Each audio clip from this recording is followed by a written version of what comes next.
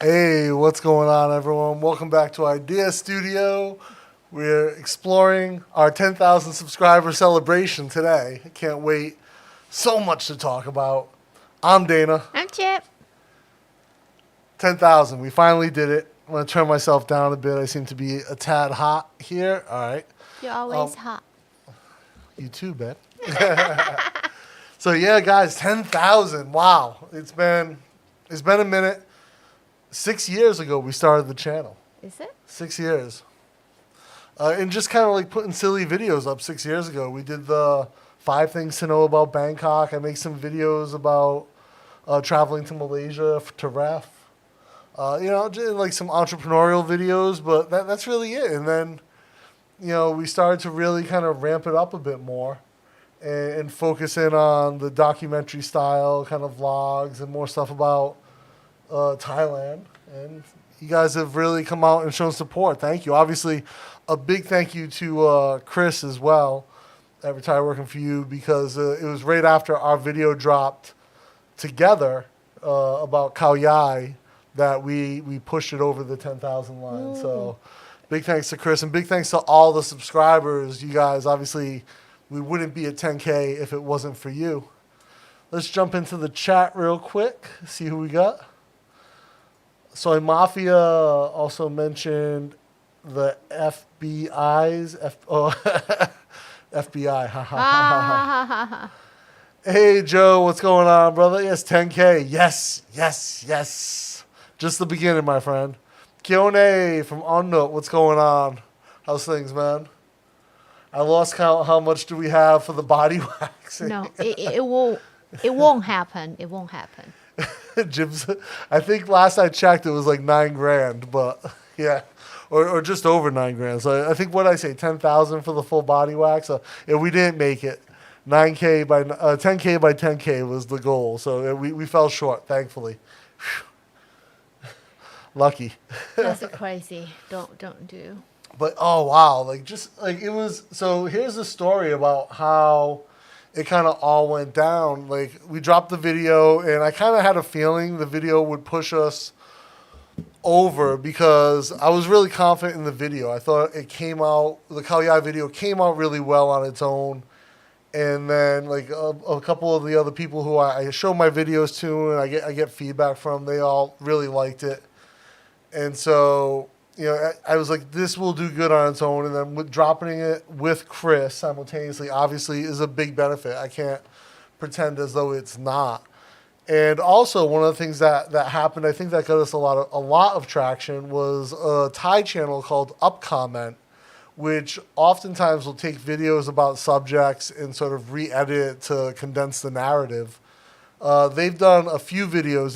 They actually re-edited my video with Irish Times, the interview with Pete, and put it on their channel with Thai subtitles and sort of broke down the individual points. So he actually translated. Yeah, he translates it and breaks it down and puts it up, and it got very favorable reaction. Mm-hmm.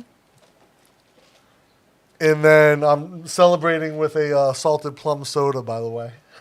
And Jib is this chrysanthemum? Chai. Chrysanthemum tea. So, Upcomment shared the Khao Yai video and said, when I watch this video, it makes me happy. And that was just a resounding endorsement, I think, from Upcomment. And, really just, grateful for that. And we were close. We added a couple hundred subscribers the first day, and then I flew to Vietnam. The next day, I flew to Saigon, and we were close. We were at 999, really close when I left.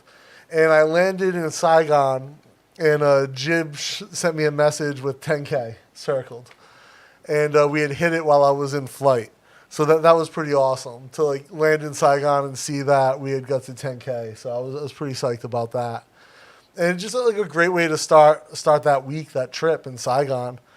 And it just kept growing. I thought we were going to kind of teeter out, but I think we're at 10,500 now, halfway to 11. Yes.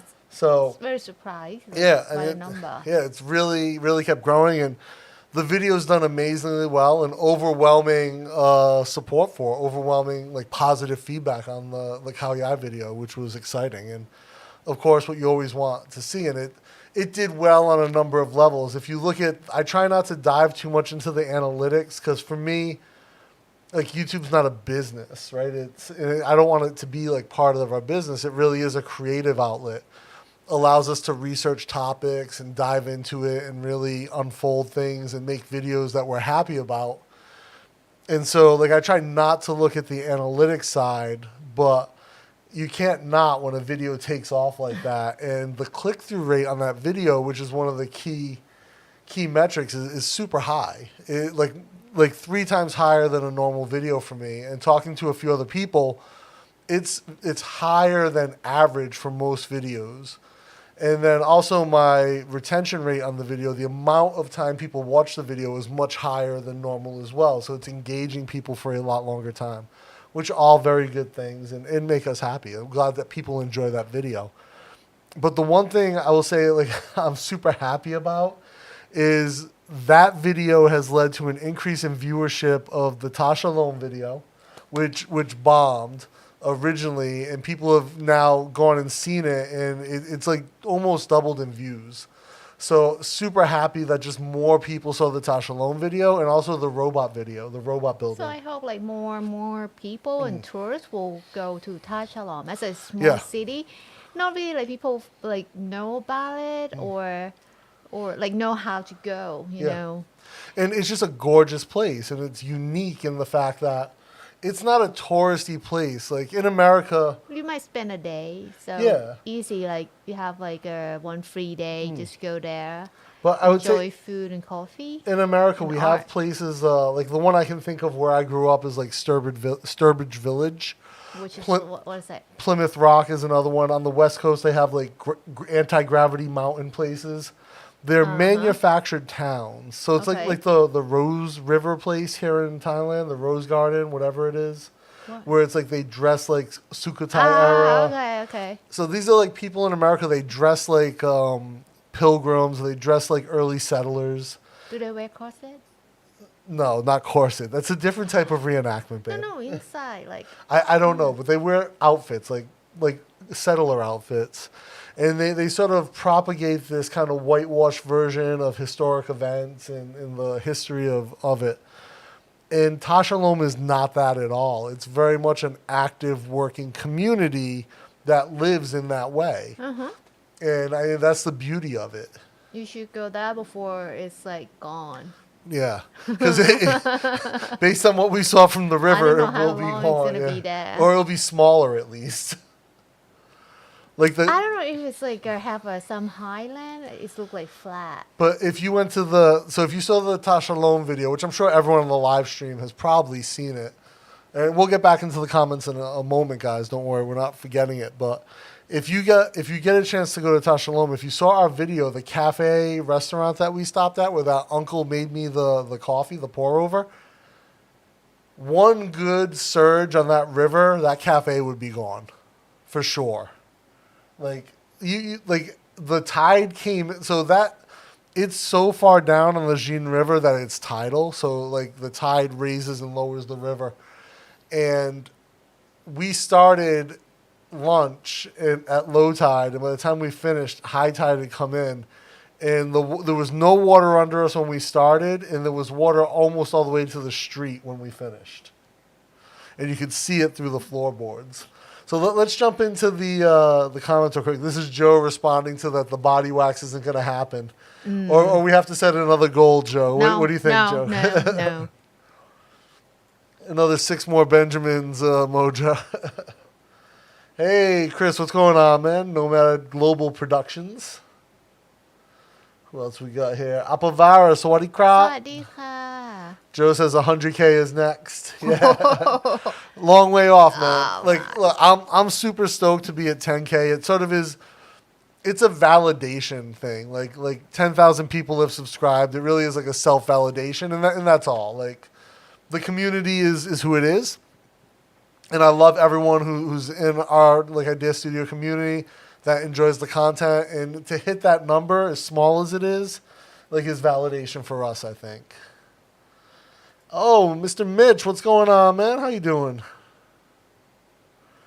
see. Was there, Brock's Travels. How are you, my friend? Ah. Thank you very much for the congrats. Thank you. Chris is multitasking. What multitasking? Doing multiple things at once. Ah. Hey, Craig, 5835 from New Zealand. Hello, sir. Glad to have a Kiwi subscriber. Hey, 58 subs, man. Congrats. Every single one matters, man. Every single one.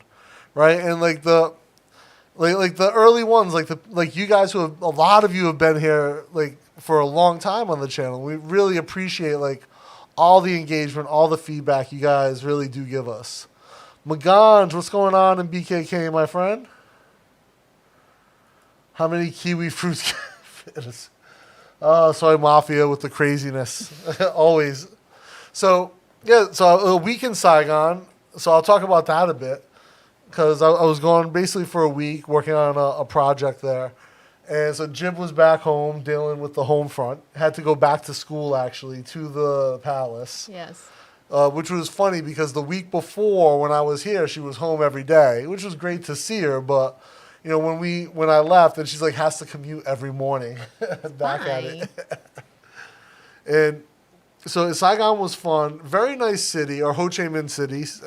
Apparently, what I was told, hey, Joe is a 15-month member, my man. Wow. Can I share? Oh, it doesn't share it, but 10K is because of Jib being so young and beautiful. Oh, Absolutely. thank you, Joe. Absolutely, Joe. It's so sweet. 15 months, man. Thank you, Joe.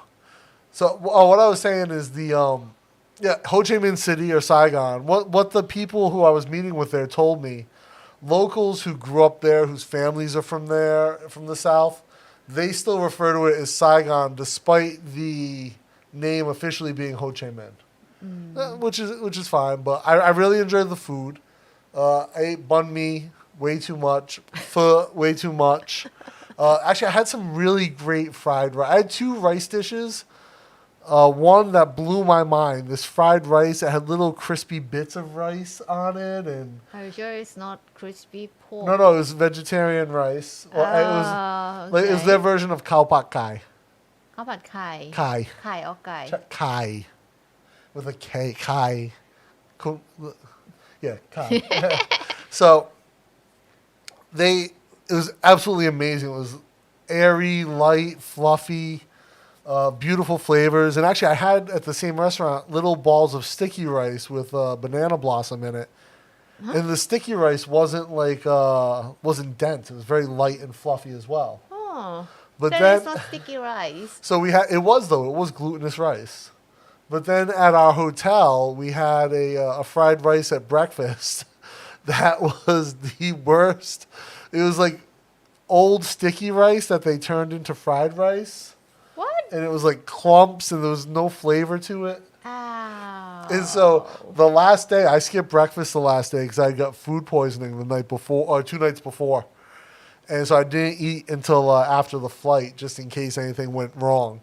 Because last thing I want is to be on a tiny, regional flight in Asia with a tiny regional bathroom on the flight, and then have to run to that little bathroom being a big guy and wedge myself in and have some type of accident. I'm not sure if you can fit the toilet there. It would be a challenge. So my friend who I was there with, he went to breakfast. And he came back, he's like, oh, all the food was different. It was so much better. Then he asked the staff, why they changed the menu. And they said they fired the chef the day before. Oh, and this is the new chef. That's good. So we were just there for the bad chef. Oh, dear. They aren't called fruits any longer, homophobic and all. I've also have the All Blacks Springbok game on. I hope it gets as good as the live stream. Oh, let's hope. I have I used to have an All Blacks hat from when I played rugby in high school and college. So All Blacks was the big team in the 90s. No one could beat them for a long time. And I remember, I think it was the Springboks beat them in the championship, and it was big surprise. These are rugby teams. Oh, I don't know rugby. It's not popular here. No, yeah, I can see that. It's definitely not a tropical sport. Who's winning? The Yarpies or the AB? Good milestone. Call for celebration. Lunch of what? Tekoboki for Jib? Or is it outdoor dining still scary? We haven't really... We've been out a few times to eat. Like, nothing crazy. Normally, where we eat is not packed. Yeah, like, we don't go out to, like, super fancy places that get a ton of turnaround. Even, like, when I've gone to lunch at places that I know are popular, I tend to go a little bit later. Yeah. Because I know it'll be slightly emptier. But now it seems more people are hip to that. And it's like, it would be bad if I have COVID, then I have to stay home for 2 weeks. Yeah. And I cannot go to school, cannot not progress for work. That's bad. Well, you can still email your professors and get feedback. Yeah, but it's not the same. No, but you can watch the illegal videos that your classmate shoots. They, like, sneak a camera into Jib's class to, like, record the master. Yeah, like thing inside the wall should, like, be inside the wall, let's Yeah. say. So whatever media the teacher sent to us, he asks, like, please do not share it out. Just for us. Just Just for for us. students. Go More Hike said, I've gone Hollywood. I hope so, Hike. Soon enough. Oh, let's hope. Actually, a big, I think I talked about, I know I've talked about a few times the movie, Hollywood movie I shot earlier this year. Hopefully it comes out. I think it'll be next year it comes out. Maybe the year Let's after. hope that they keep your role. So my role was fairly critical to the one scene that I'm in. So Oh, like, no. I feel like they can't cut it. But I've had parts in movies that were completely cut. So I know it's possible. Big Anything time. can happen. Joe in the house. We don't lose often. Yeah, the All Blacks are pretty good, So man. New Zealand is like rugby? Yeah, New Zealand. The New Zealand All Blacks rugby team is So it's like all a big guy in a black all black t-shirt outfit with the and, like- white, Oh, I think I saw the that little white in the logo. TV before. Yeah, Oh, they all look good. yeah, they're all like they were monsters Like back in the day. Jason. Stop. Oh, Jim found a video of Jason Momoa like serving drinks on a Oh, plane, yeah. and she's like, "Oh, let's book a trip. What airline is this?"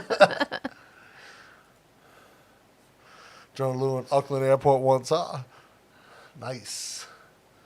Yeah, I played rugby through high school and university for 2 years. It was a great time. I had a ton of fun. Anyone can hit you and make impact. So it's funny because at high school level, like there weren't a lot of teams. So like I was very much like sort of unstoppable at high school because no one was even close to my size. Right? So we would, even though like I wasn't super fast, Like that they grab your legs and you still run, right? so it was like people would hit me and I could just kind of like push through. But the thing is, like, because no one was really as big as me, I was in a part of the country with not a large population, not a lot of really big people. Mm-hmm.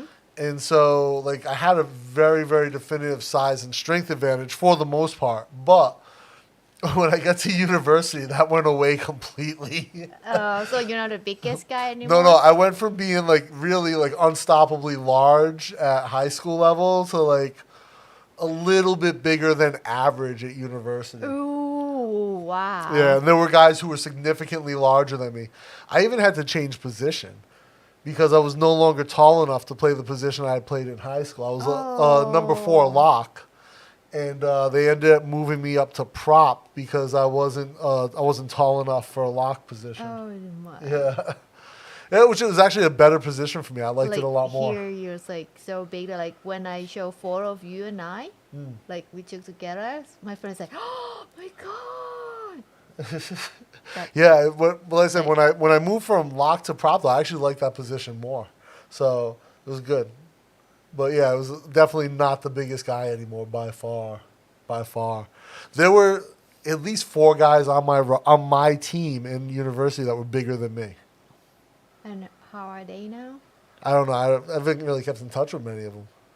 like would like to know if they still healthy. I'm sure, to some extent.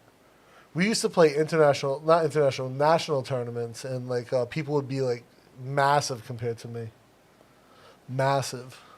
Wow.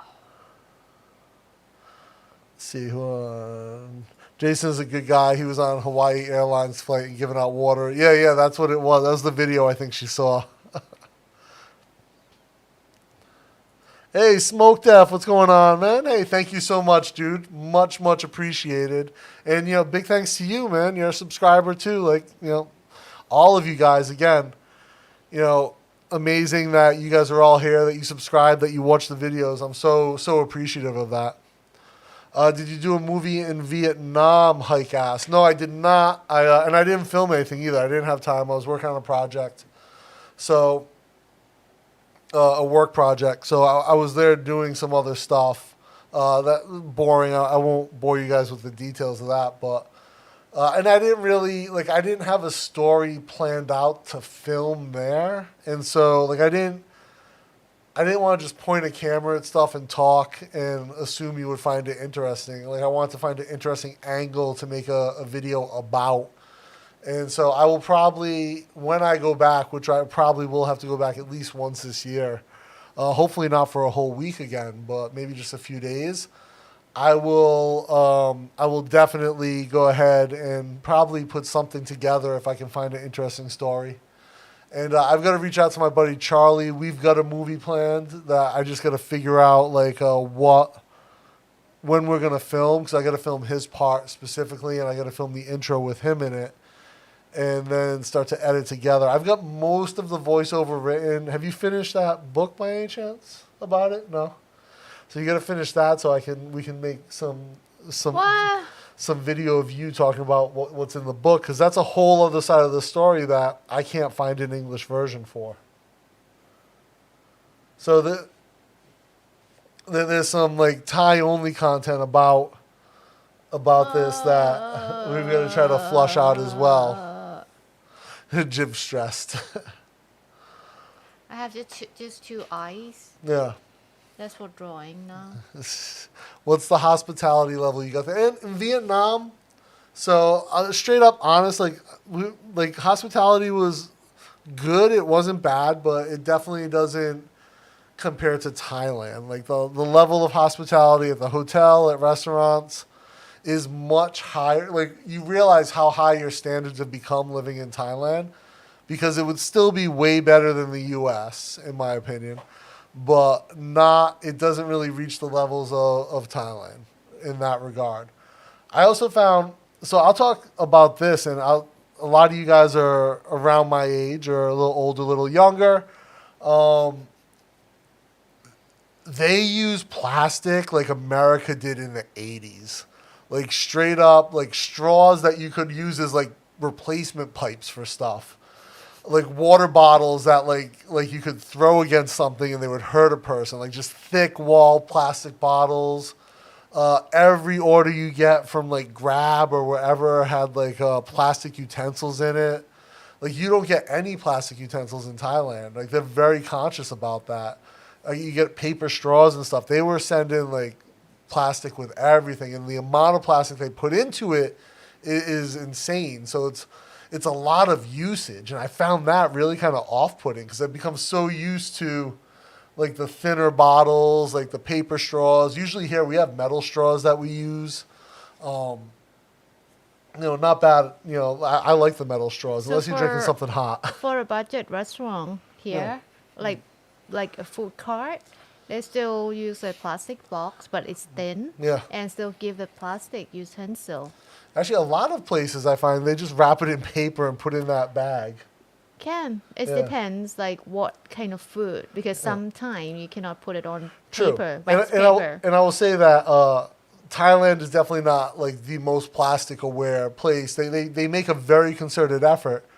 But if I buy pre-chopped fruit from the fruit cart, they're going to put all the fruit in a bag and then put those bags in another bag and then put that in a bag and give it to me. Or if I go and get sometimes you'll just get something and they'll put it in a bag. You know what I mean? Because cut fruit, It was like No, in not its just own cut fruit, but bag. a lot of stuff will get like double bagged. Like something that it has to like maybe like separate like a I think about a vegetable.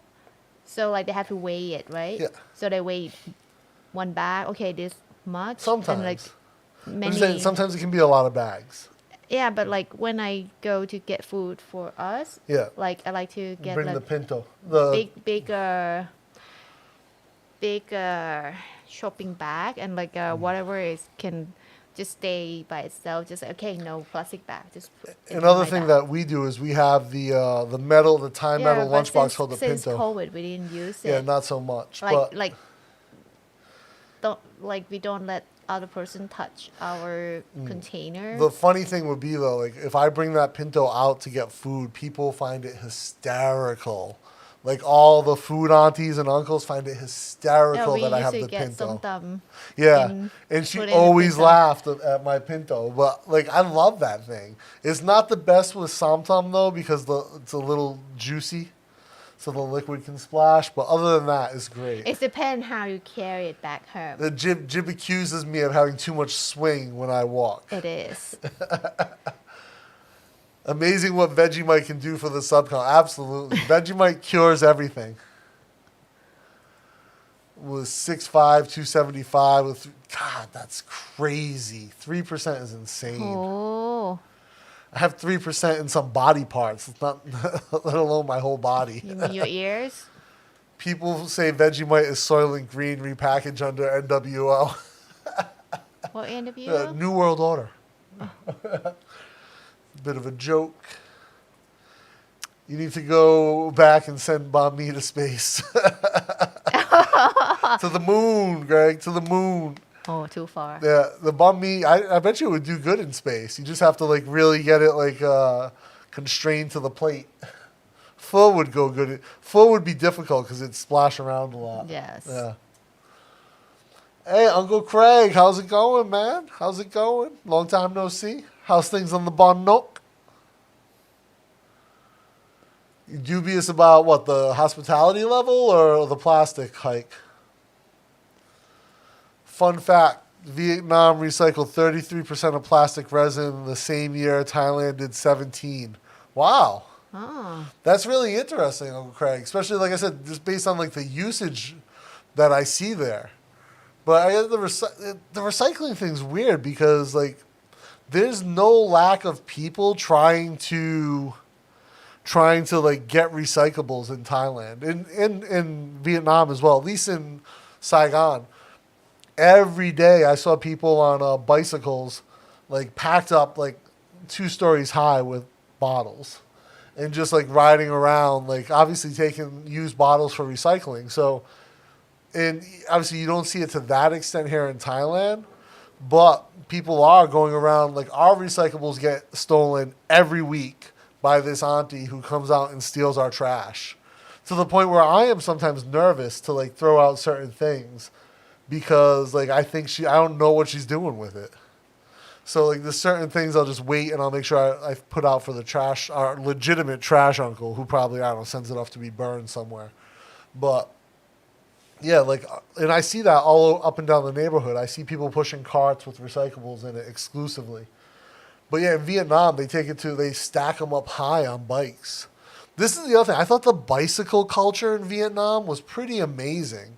And from what I was told, up north in Hanoi, it's even more prominent, like the culture of riding bicycles everywhere. that's good. So yeah, but like also, I would say there's probably, of all the vehicles on the road, it's probably like 18% cars, 80% motorcycles, and 2% bicycles. Now, it's like not a ton of bicycles, but way more than you see here. And just motorcycles, like scooters, everywhere. Like, you and my buddy Bank, who I was there with, he was like, he's been to Vietnam 9 times. And he's like, when you walk into the street, you just walk out. You don't have to make eye contact, and they'll just all move around you. And he shows us the first time he does it, and it works. So I'm still a little hesitant, but I try it. It works. And then the next time I do it, I go through, no problem, and he starts to walk, and someone almost hits him, and they slam on their brakes. Oh. He's like, oh, something changed here. It used to not be like that. But yeah, it was overall a good time. But the amount of people who ride bicycles and use bicycles for work was really interesting. And like middle of the day, super hot, like out riding bicycles, no problem. Set up there. I bought a banh mi off a guy with a bicycle. He had a bicycle, he had baguettes on the back, and he had the fillings in the front. And he was playing a little radio thing like they do in Asia, like recording banh mi, banh mi, banh mi. And so I waved him down and got a tofu banh mi and had that. It was a good banh mi.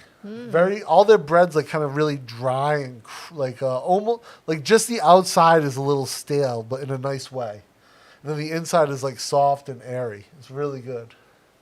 Really, really good bread. Yeah, interesting fact indeed, Uncle Craig. That's a huge difference, like massive difference, almost double. So but I don't know why I see such heavy usage of it there. Yeah, Pinto is what they call the lunchbox hike. I just had Vegemite on toast, yummy. Yeah, there's a vid on how to make it on my channel. All right, I'm gonna check that out, Brock. I love some Vegemite, dude. So good. So good. Salty. It's very salty, but it's delicious. I am trying to watch my salt, so I have to even the low sodium version is more than I'm allowed. But I definitely if I can fit it in, I fit it in because it's so good. I'm dubious about the origins of Vegemite. Oh. Well, I mean, it's the food of the gods. I think Vegemite's like ambrosia. I bring my own chopsticks, knife, spoon, and fork with me whenever I go. I brought from America real steel. Nice. We have the steel straw. Now, I don't travel with, I should probably travel with a spoon. I don't know if I could bring a knife anywhere, like on a plane, but fork and spoon should be fine. Here's the problem. I really let me guys know what you think, if you're with me on this or not. But I love, so many comments to catch up on. And while you guys are discussing this in the comments and leaving your thoughts and thinking about it, I'll go through the rest. I love the Asian soup spoon. I find that to be the far superior spoon to all other spoons available for cutlery use. And Jib gives me such a hard time about this and says it's not the right spoon for what I use it for. Jib will insist, I need to use this spoon for desserts and this spoon for this food and this spoon for that food. And the soup spoon is only for soup. But it is the far superior vessel for everything. Everything can be scooped with that. When you eat rice, then you have to use your fingers to put rice into the spoon. But if you eat like me, you have spoon and fork. You don't have to touch food by your fingers. Well, even I can use the other fork to push it in, but it's not match. It doesn't need to match. No, it has to be matched. Fork and spoon always match. Here's Jim's OCD kicking. But the soup spoon is the superior spoon to all spoons. Let me know what you think in the comments. I'm going to catch up with everyone. Let me see what we got. Bamboo for chopsticks, Craig. Easier to pick up. So, yeah, it's true, right? The material of the chopstick is really important. The metal ones are a bit too slick for me. I'm also not very... I don't have good chopstick dexterity. Korean, they use metal chopstick also. Very slippery. I gave a box of clothes to my poor neighbor once. A day later, I saw everyone in the hood wearing them. Turns out he sold them at a yard sale. Very, very entrepreneurial. Yeah, bamboo chop. Yeah, I think you guys are right, Mr. Mitch and Brock. You need the texture to be able to eat certain things. Mm-hmm. And Asian people, man, they can eat the single grain of rice. I can barely get rice on a spoon, let alone one grain with the chopsticks. Why do Americans truck always get damaged by 8-foot bridges underpass? Yeah, actually, is what 11'8" is the name of that website, or 12'8", where the bridge is just shy of normal clearance. Yeah, we build them big, except for that one bridge I think it's in Connecticut. Or no, North Carolina. It's in North Carolina. 11'8", I think it's called. Most of my clothes come from the thrift store. Hey, nice. Good place to buy clothes, especially you get like good vintage. But I look for a good find. Yeah, I mean, if you can find a good find, man, like we don't, like old vintage clothes are way more expensive here than new clothes sometimes. But I mean, one guy like a bit for a vintage T-shirt that has a print of Monroe on it. Marilyn Monroe. Yeah, 1.5 million. But what was the name of our friend from the sewing school that she has a vintage cafe with her sister and they bought like a whole container? Oh, Pinoy, yeah. Yeah, Pinui. Yeah, she yeah. has like a whole business around it. And there's a big markup. Her sister will like go on vacation and just send a container back full of stuff to sell. And then our sewing teacher is an addict with antiques. Like she'll buy, Kru Ying will buy like antique like desk just because it looks good in the corner, but it doesn't work anymore. Doesn't do anything, but look good. China harvested over 70,000 acres of bamboo annually for chopsticks. Wow. Oh. But bamboo grows really fast. I think they can cut it back down in a year or 2 years. So it's it's a grass, not a wood. It grows very fast. Yes. When will tuk-tuks come with seatbelts in Thailand? Well, technically the Move Me EVs one has it. seatbelts. I've never used it though. Not the seatbelt. I think bamboo is like like same thing. It is like I don't know that you would consider a renewable resource because if you're growing the same plant that fast, that often, I believe it leaches the soil. I'm not sure about bamboo, but it does grow very, very fast. It's a grass, like I said, not a tree. And they're only 770,000 acres only for the Chinese market. Wow. Damn. Well, lots of population there, so. Great for checking your oil level on the scooter. That's true. Huh? Bamboo chopstick for checking the oil on the scooter. Just dip it in. No. Oh, so Pinto is a lunchbox. I used to have a Pinto. Dukes of Hazzard lunchbox. Pinto is like you might have seen them at the Asian stores in America. Hike, they're round and they stack up vertically. So like you can have like 3 or 4 or 2 layers, depends, and they can be different widths, different diameters. Yes. I remember going to Tahiti, getting put off of baguettes when I saw the delivery guy carrying the baguettes under his arm. Well, was he rocking a tank top or was there direct pit to baguette exposure? No, it's scary. Vegemite's made from the yeast left over from brewing beer. Yeah, so Vegemite is, again, food of the gods, Brock. Food of the gods. Vegemite, butter, and orange marmalades. Yeah, I can see that. Orange Vegemite with marmalade? a little bit of fat on the toast before you put the Vegemite on. Really good. Then the orange marmalade would be like sweet but bitter. Yes.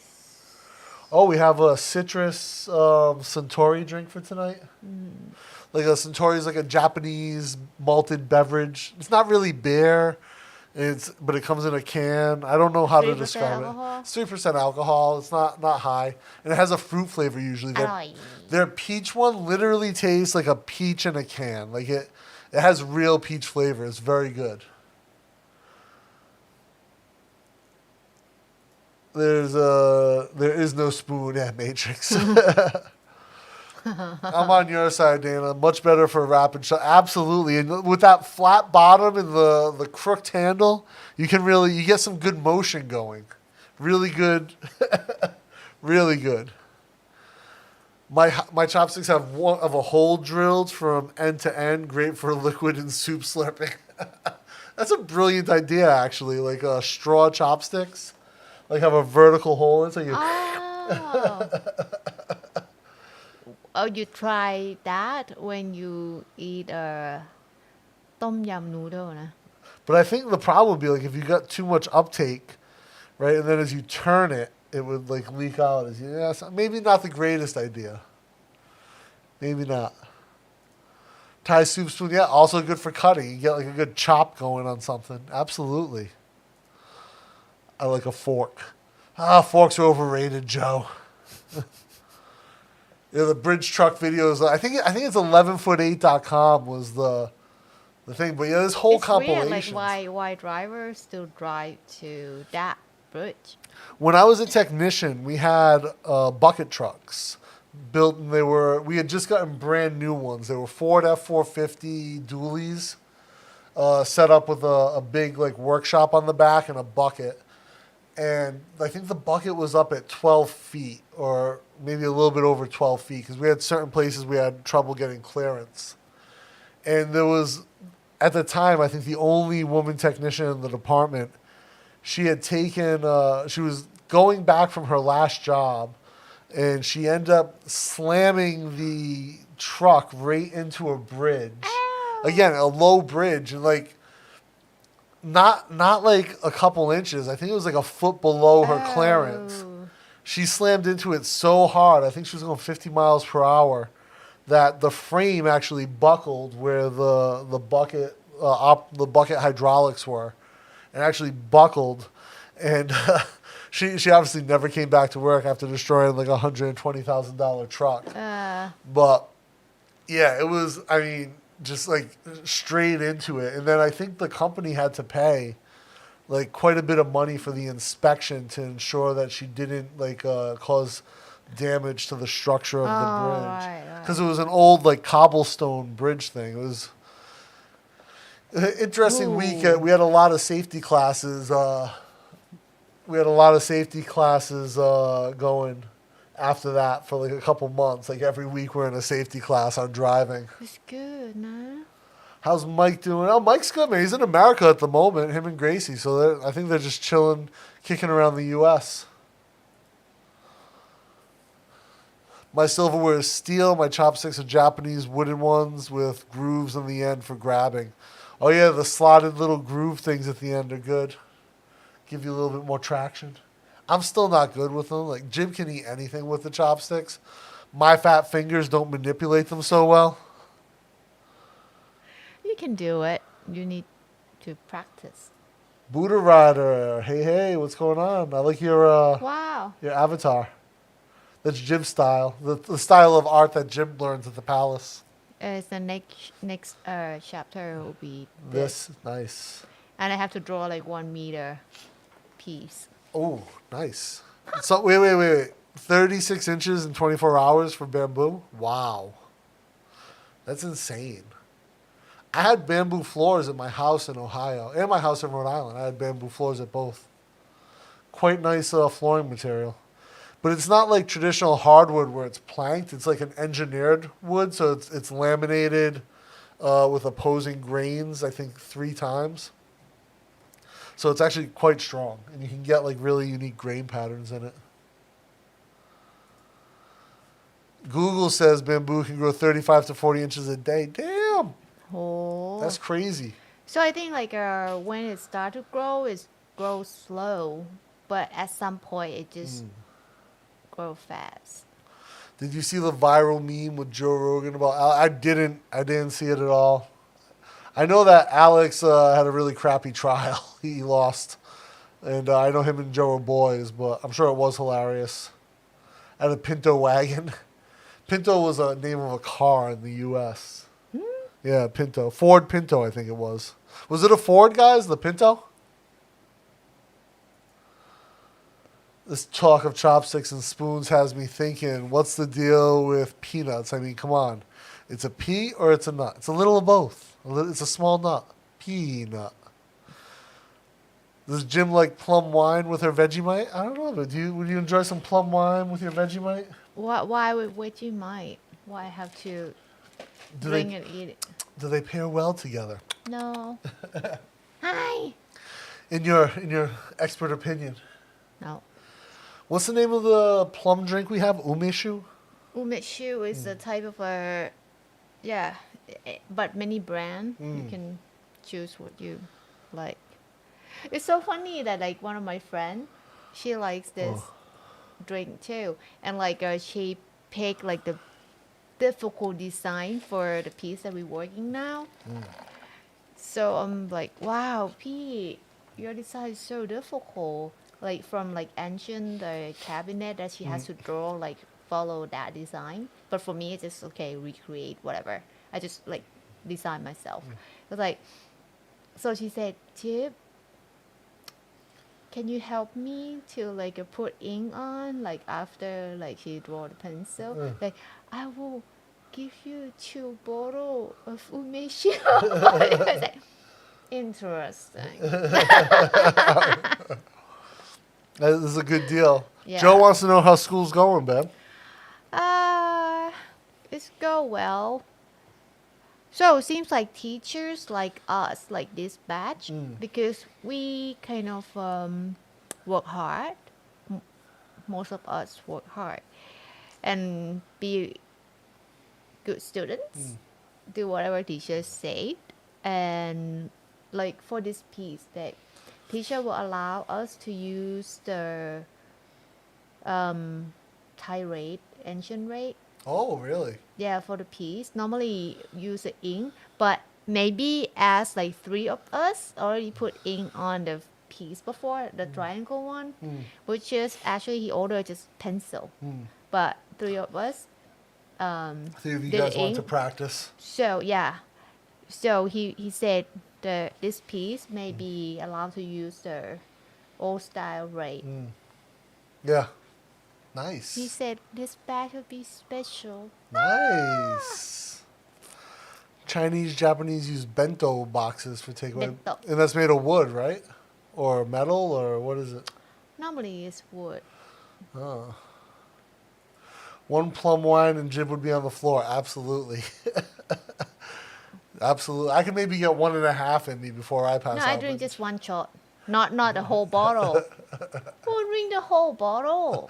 Jib's mom, Half. when Jib's mom comes over, she'll have a drink after lunch. And like usually I'll make something. She likes gin. So like I bought a bottle of Tanqueray last time she came over. And I made her a drink and with Tanqueray and lime.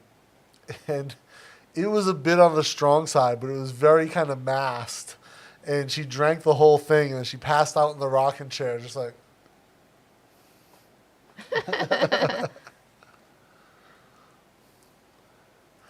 This is Dana's diet and daily foods in Cleveland. Sandwiches, Hot Pocket. Yeah, so in Cleveland, my diet was really bad. So I probably ate like eggplant parm sandwiches every day because there was a gas station near where I worked that had these amazing eggplant parm sandwiches for just a few dollars. So I would get, and it's like 30 centimeters long. It's a foot-long sandwich. So I would get that like every day. It's like 4 or 5 pieces of fried eggplant with red sauce. I didn't get cheese on it because I can't eat cheese. I haven't been able to eat cheese for over a decade. And it would just tear through you. It's so good. And then I'd go out like to eat lunch sometimes with friends. Go to like buffets or whatever, and eat Chipotle a lot. Like nothing good. Cleveland diet. It's a tough place to eat healthy. How's David been? David's good, man. He's got a restaurant called Mr. Ribeye here in Bangkok, out in La Prau. You should definitely check it out. If you're in Bangkok, they do they do good steaks? If I say they do good steaks, no one cares. Yes. No one believes me. Do they do good steaks? Yes. And a good price. In a very good price. His food is incredibly affordable. Pasta good too. Yeah, everything's good there. Yeah, all cooked like very well. Yeah. I've had pasta there. I can definitely say the pasta's good. I've had salads. The salads are very good. He makes pizza. Pizza's not bad for Mashed for a potato. restaurant. Yeah, so they do make a very sexy, like high so mashed potato that Jib loves. Definitely not. There's too much lactose in that for me to eat, but yeah. So David Estevano, he's been doing fantastic, and he's been doing a lot of projects. So they run the restaurant. He works every day of the week. Like one thing about David, like got to be one of the hardest working actors in Thailand. Just about the amount of things he shoots. So he'll book basically anything he can. He works at the restaurant every day. He's not acting, and he goes when he's at the restaurant. When he's acting, he's shooting like one day he'll go in somewhere. Some days he'll shoot 2 different shows in the same day depends on the timing. But the dude's just a super hard worker, and I love him to death. Last time I saw him was when I was filming the movie Bang. And his restaurant was on the way to the location we did a lot of the night shoots at. So I stopped in for dinner a few times and saw him and just hung out and talked before my night shoot started. And, it was great. I love seeing him. And, every time I see him, it's like we've never skipped a beat. And we talk. I send him messages. He hits me up, and, we just chill. But, yeah, he's so busy, and I love that the amount of hustle he puts in, man, and, the amount of work he puts in. And being an actor, especially, when I'm in movies and I'm acting, it's not the same as him. He leads projects. He's the lead, or he's the lead bad guy, or he's the supporting actor for the lead. He gets really big roles, and the amount of creativity that he gets to sort of put into these things is really hard. And to have a new concept for a character based on the writing and to bring that to life on screen is not an easy job. And it's very mentally taxing. So to do that and run a restaurant, which is the exact opposite of your other gig, and which is very labor driven and intensive, and him and his wife Om, their life is this restaurant now. They are in there, and Om's a great cook. Yes. And she's gonna now run a whole kitchen. And these guys, they both were waiters. They were a waiter. He was a waiter. She was a waitress in New York City when David was in acting school, and that's how they met.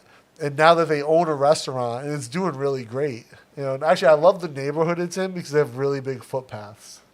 Actually, that's one thing about Saigon. Their footpaths are massive. Oh, that's They were great. all under construction everywhere I went, and I'd have to walk onto the street, but the footpaths are massive, 3 meters wide. Wow. Yeah, Great. really nice. But yeah, great neighborhood that his restaurant's in, great location, and such a good dude. We had 2 metal stackable lunchboxes in Hawaii. Oh, nice. Were they round or square, Keone? Oh, I just looked him up. Yeah, he's been in a lot of recent projects. Yeah, he did. So David was in, I hate to say this about his movie, but he told me this about his movie, and Jim knows what I'm going to say because she's laughing. David was in a movie called I Love You, which originally was called Laser Candy, and they changed the name. I think either works fine. The name wasn't a big deal, but he's really good in the movie. The concept of the movie is really cool. It's sort of like a different spin on her, in a way. But the execution by the main actor and actress in this movie was rough. I've been watching a lot of Thai film and TV to really work on my Thai as well. And even the Thai was it felt robotic the way they were acting. Now, you watched the whole thing, or you stopped also? I watched the whole thing. Okay, so I got to David's first part, and I was like, yeah, I'm done. He was great. I love David. It's his project, but he told me specifically, don't watch this movie. You won't be happy. I watched it with my ears. Yeah. So were the leads very robotic, I felt, or? Because the guy actually is controlled by. Oh, sorry, he's the AI, right? Yes. Yeah. Maybe that's the point. Yeah, I mean, again, and also I will say the other thing, visually though, that movie was really cool. The special effects were very fun, and very well done, very, very smooth. But yeah, just the story could have been pushed a little harder. Ford Pinto, if you touch the ass, will blow up. That's right, they used to blow up all the time, right? Bento is cardboard lunchbox in Taiwan. Oh, really? It's cardboard. And yes, before I forget, big congrats. Oh, thank you, Uncle Craig, man. Much appreciated, brother. Much appreciated. Did you ever find any signs of cornbread? No signs of cornbread here, Hike. Actually, no, that's not true. There's a soul food restaurant in Pattaya. They have cornbread, Hike. It's in Pattaya somewhere. My Eric posts about it. He knows about it. Minority Nomad. When he goes to Pattaya, that's what he goes there for, is that soul food place. I was just thinking of cornbread. Indeed. Do they have garlic nuts? Actually, Pizza Mania has garlic nuts. What's that going? It's like little piece of bread dipped in garlic butter with cheese on top, like Parmesan cheese. Roadhouse BBQ Bangkok has cornbread. Oh, really? Roadhouse has it as well. Okay. I know Colin, when he had Ash Kickers, he used to have ghost bread, not cornbread. A little different. They're round. We call them kakutins, introduced by Chinese immigrants. Okay, yeah, so probably the same background as the pinto here in Thailand. Probably came from the same immigrants. Wednesday in his last consumption of Arby's, In-N-Out, Chipotle, well, I haven't had any of those that you've listed in over a decade, Soy. Over a decade. I watched 13 Lives yesterday. Didn't expect it to be so Thai. 13 Lives. I haven't seen it yet. Oh, no. 13 Lives. I did see it. It was the one directed by... was that the one directed by the same couple that directed The Wall? The documentary? The husband and wife? Or was that... What? I think that might have been it. There's like a few movies out about the cave rescue right now. There's a movie he's talking about the cave rescue. Oh. Yeah. Okay. Yeah, I might have... if it's the one that was directed by the same couple, then I've seen it. If it's not, if it's the one with Colin Farrell in it, I have not seen that yet. Not yet. But my buddy Todd was in that. Huh? Todd from Khao and Coconuts. Oh. I think he plays himself. I think he plays a reporter on the scene. And he was actually in, if it's the same movie, is the movie with Colin Farrell is the one he's in. Okay. And he was all in the trailer. Like basically his part was narrating the trailer. Ah. But yeah, he was in that movie. It was kind of cool. The eagle has landed. Do you mean soul food or soul food? The second. Ron Howard. Hey, Marita, how's it going? Oh, so the 13 Lives is the Ron Howard movie. Okay, yeah, so that's the one I haven't seen, but my buddy Todd is in that one. Great movie, 13 Lives. I saw the other one that's on Netflix about the cave rescue. I forget what it was called. I watched that too. Yeah. I forget. I think it might have been called Cave Rescue. Maybe? Yeah, Ron Howard, Colin Farrell, Viggo Mortensen. Oh. Wait, who is Todd? Todd was the reporter. If you watch the trailer, he's the one reporting from Thailand, Chiang Rai province, Thailand. He plays himself. Todd Ruiz is his name. He's actually, so I used to write, so I've written for both Coconuts and Khao English. And Todd was the editor at Coconuts when first publication I wrote for in Thailand. He then left Coconuts and went to Khao English because they gave him editor-in-chief a lot more freedom. And I went there and then I started writing for them as a freelancer as well. He then left Khao when they were basically invested in by Chinese state media. And he went back to Coconuts and revamped the operation in Thailand.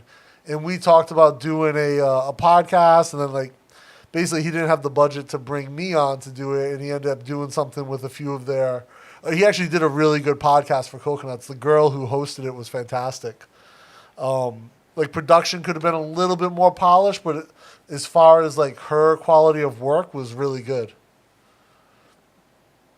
The Rescue on Disney was really good. Oh, maybe it was The Rescue was the one that we watched on Disney Plus. Yeah, I think that might have been it, Kione. Let's see. And keeping up with the news in the U.S., what do you think? You know what, man? I tried not to, but then obviously the whole FBI thing, you couldn't not keep up with it. Like, it was everywhere, so I saw that, but I don't know the details, so I have no comment. I don't know enough to have an opinion, basically. Is how I look at it. Like, I don't want to get into it, but yeah, it is what it is. You know, like, but it doesn't affect my life, so I try not to care. I just watched it a few days ago. It kind of had me on the edge of my seat, even though I knew the outcome. Oh, you're talking about the rescue? Yeah, I thought the rescue was really good, man. Like, it was really good. You know, it's funny because we sort of like if you were here. It was on news every day. Like Mr. Mitch, I don't know if you were Every here when break. it happened or not. I don't know if you were here yet, but yeah, when it happened, like it was the top, middle, and bottom of the news every day, and we were all invested in it emotionally because like you can understand how that could happen. Like a freak rainstorm came because the rainy season has been coming earlier and earlier, and they got trapped in this cave, and it's tragic, right? And we were all so invested in this, and it was really just like crazy. But what really I think stuck out to us, like how emotional everyone in Thailand was at the time about it. Like it's all anyone could talk about, and it was just we all felt it like every day. And I remember when the first Navy SEAL when he died on the dive. Everyone was like, "Oh my God!" It runs through your mind like, if this Navy SEAL died on this dive, like these kids, how are they going to get out? And we don't have all the details at the time that we had now about the difficulty and all the rumors and all of that. But then, on top of it, when the kids start to come out okay, I mean, we were on the edge of our seats like that night. Like the news was going, we were talking and we're sitting here and we're watching it and like, all right, they're going to bring more out. Okay, oh my God. They saved like 3 or 4 boys. The first day, yeah. And I remember when the last one got out and we were just waiting and everyone was waiting and like Twitter that's all they could talk about. And all my friends, it's like when they announced that like they were all okay and like all of us were just like, wow. And even like months later when the other Navy SEAL died from the infection, like all of us felt that, like it's like one of those things that it's like a shared experience, like nationally. I mean, I know the whole world was watching it, was listening to it, was following it, but for us, it was every day.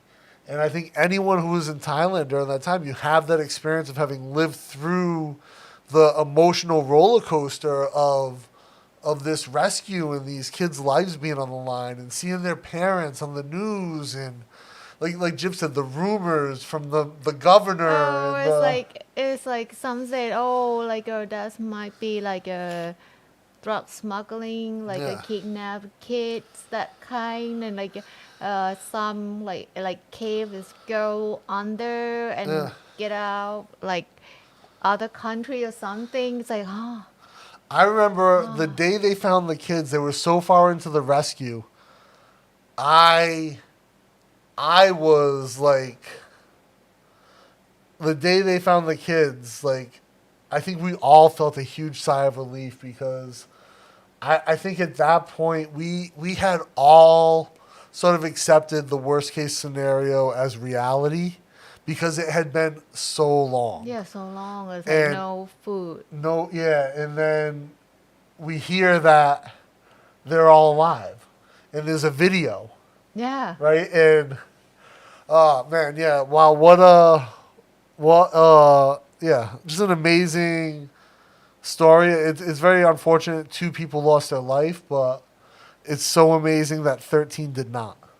Yeah. I'm tearing up. Just talking about it, guys. Sorry. I still like feel the emotion from like that whole ordeal.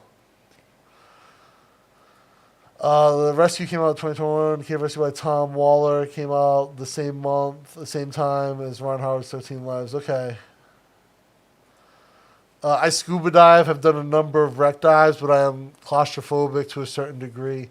I can only imagine like how, like hearing the descriptions of the caves. I have a friend who's a diver as well, and to hear him describe like these small spaces is definitely not made for people my size.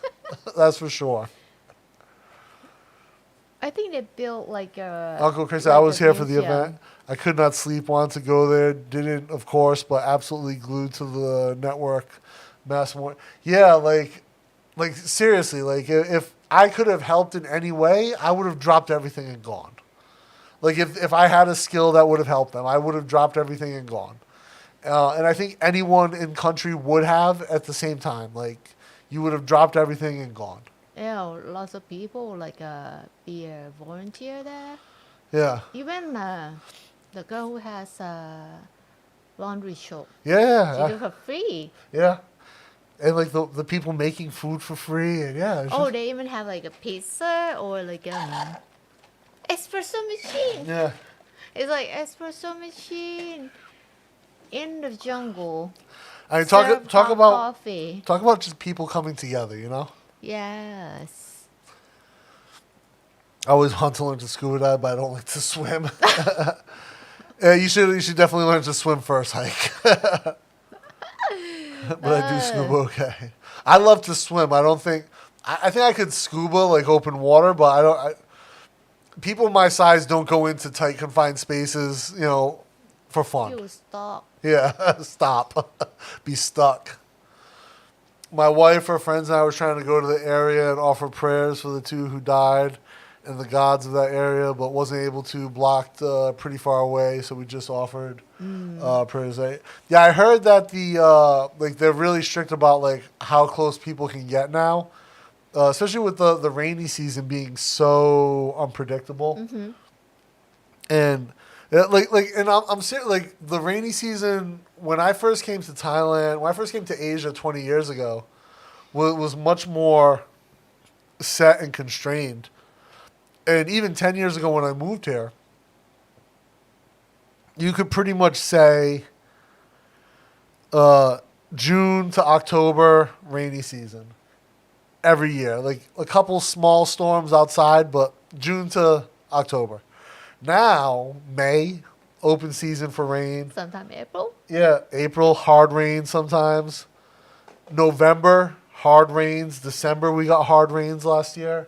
So It's weird. it has really changed. The weather pattern has significantly changed to the point where it's unsafe to do certain things. Like if you don't know, if you're close to the end and you just don't know, like flash floods happen.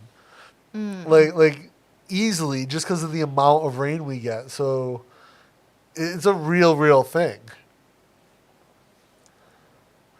I took a picture of the mountain who is shaped like a woman where they, oh really? He show us. Oh yeah, that's right. Yeah.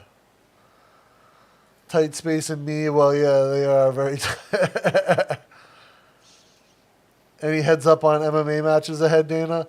So I do know for a fact that Full Metal Dojo is going to start. Well, I know for a fact that John Nutt, who's the promoter of Full Metal Dojo, told me he will start to have matches again in October. So very likely a possibility. I hope. I'm going to pro wrestling on the 20th of this month. Thai Pro Wrestling. I'm pretty excited about setup, which used to be Gato Moves. And I was talking before that I actually went to the tryouts for Gato Moves Pro Wrestling 6 years ago. Maybe. 5 years ago, I was 38 or 39. I was close to 40. And in my mind, I was like, I used to be a pro fighter. Hard training is something I enjoy. It'll be fun. I'll love it. And so I went to the tryouts for the Gato Moves Pro Wrestling. It was like a month of tryouts, like different tryouts. I made it through. And the tryouts were tough. Like, my body hurt every day. And so I started going to the training. And the amount of bumps I was taking, and they practice Japanese strong style wrestling, which is very hard hitting, and like slaps to the chest, like you really taking hard bumps. My body just could not keep up. I would come home and complain to Jim, and she's like, "Stop going." And I went to Malaysia for work, and I was at my friend's place, and he has this beautiful like 50-meter pool with a waterfall at his place, and I jumped in. And to do some laps. And when I landed in the water, I tore a muscle in my hip. And I was like, all right, I'm done.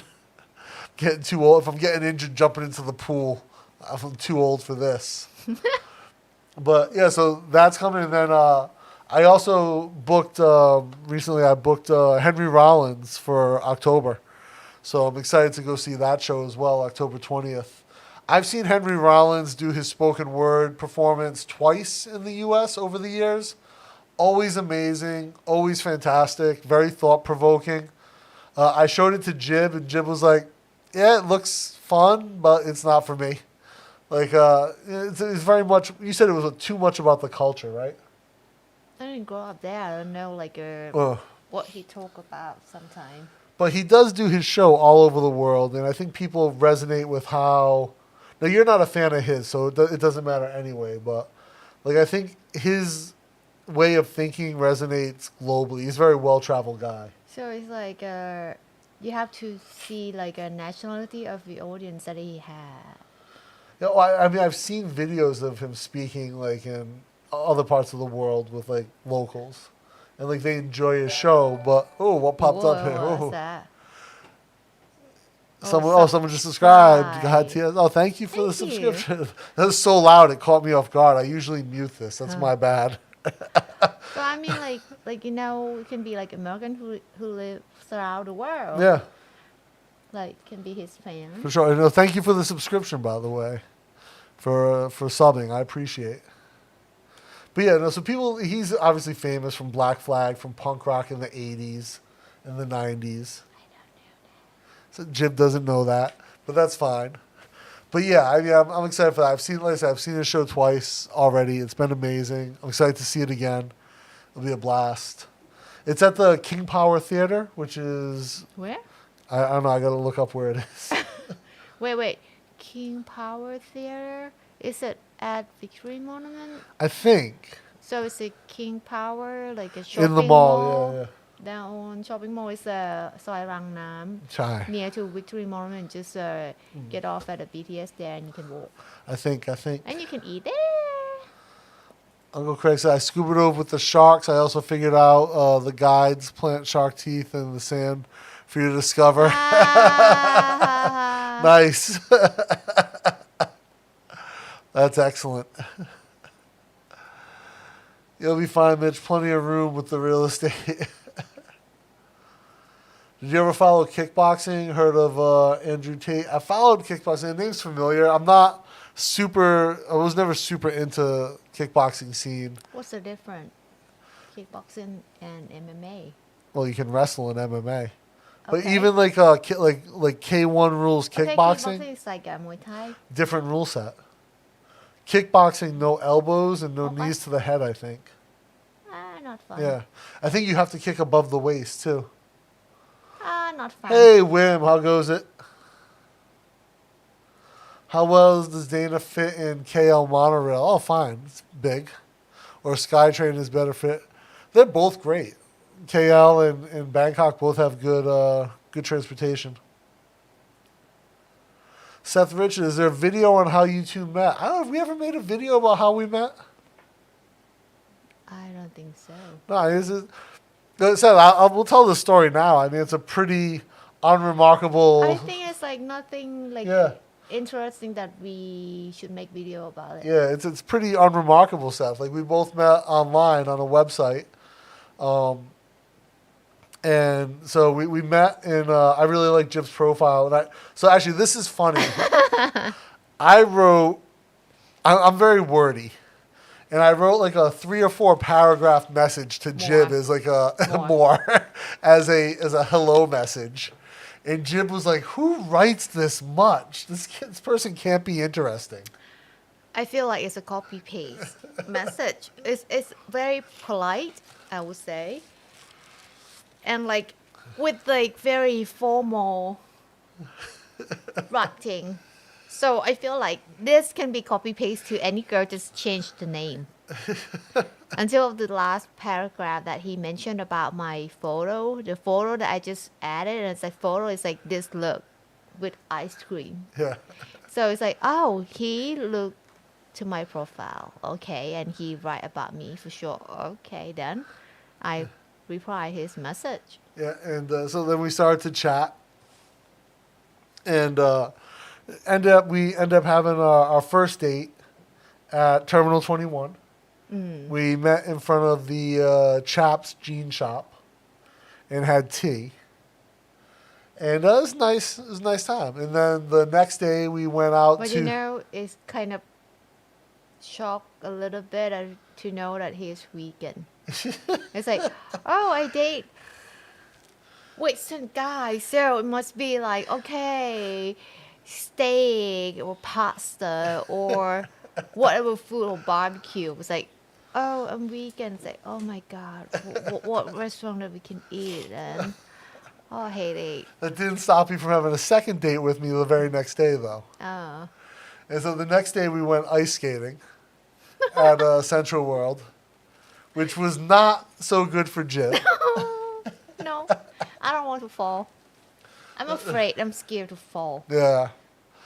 And yeah, so that was the start of everything. So you see my healing rate. Yeah, Jib doesn't heal well.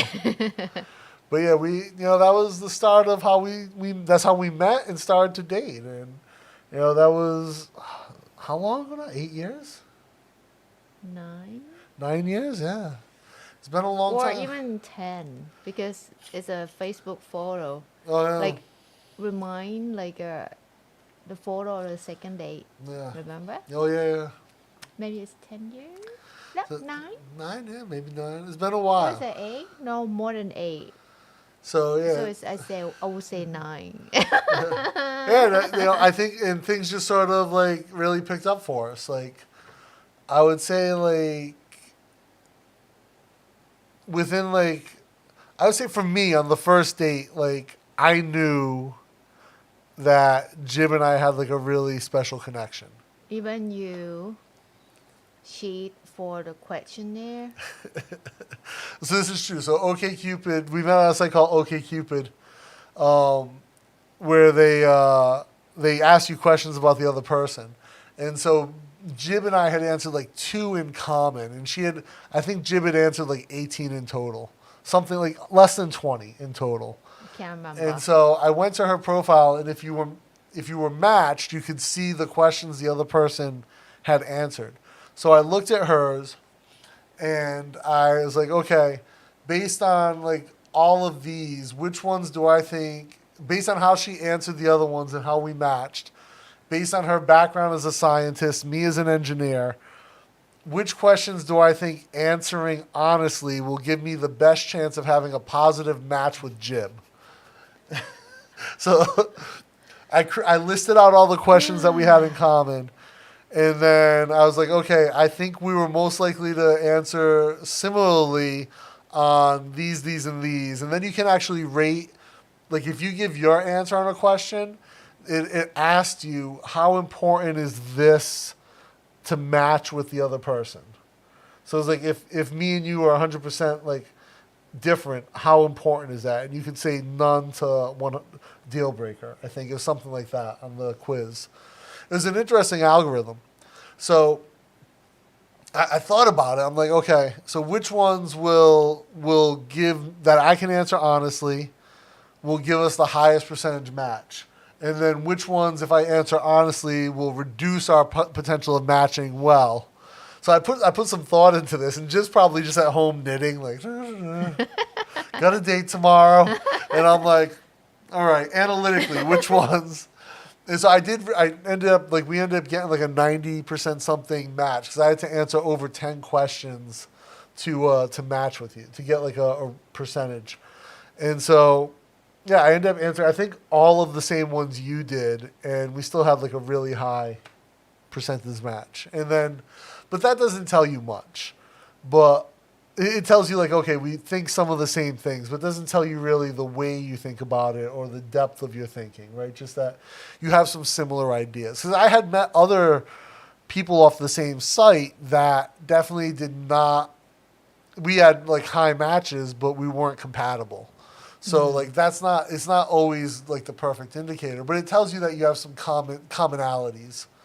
And I had probably been on like a handful of dates, and I was like, it would never work. Like you could tell, like there's an incompatibility in lifestyle. And so I met with Jib. We had a great first date, and there was just chemistry right away, for me at least. And like I just like instantly fell in love. And You never tell me that. I told her, I knew like the moment we met, I was like, No. Jib is someone special. And so, yeah, we, like, right away I had, like, that feeling. It was just, And then you teach me English. I did not teach Jib English. She knew English when we met. To be fair. To be clear, so no one confuses it. And like, wow, you learned English in just 9 years? Wow. No. Yes. Jib has spoke incredibly high-level English before we met. But the reality is, like, right away, like, I knew there was something, and we just clicked, and it was amazing. And I think, like, 2 weeks after we met, Jib, like, ended up having to go to Indonesia. And, like, she didn't think she was going to go, and she was so happy. So, like, her work wanted to send her, and she's like, oh, I hope I don't get this grant. I hope I don't get this grant. And the grant didn't come through, and she's like, thank you. And then they're like, last minute, like, oh, someone canceled. You got the grant. And she's like, she's like, I got to go to Indonesia. I'm like, all right, have fun. And I just remember we chatted, like, every day, and you were like, this, like, some of the stuff that they were, like, asking you to do in the class was just ridiculous, like the blood drawing and and so they did a thing where, like, you had to siphon blood with a straw out of a vial, and Jim was like, capillary. and then they were like, if you don't do it, you're gonna fail the class. Yeah, I would have been like, yeah, fail me, send me back. No, I don't want to fail.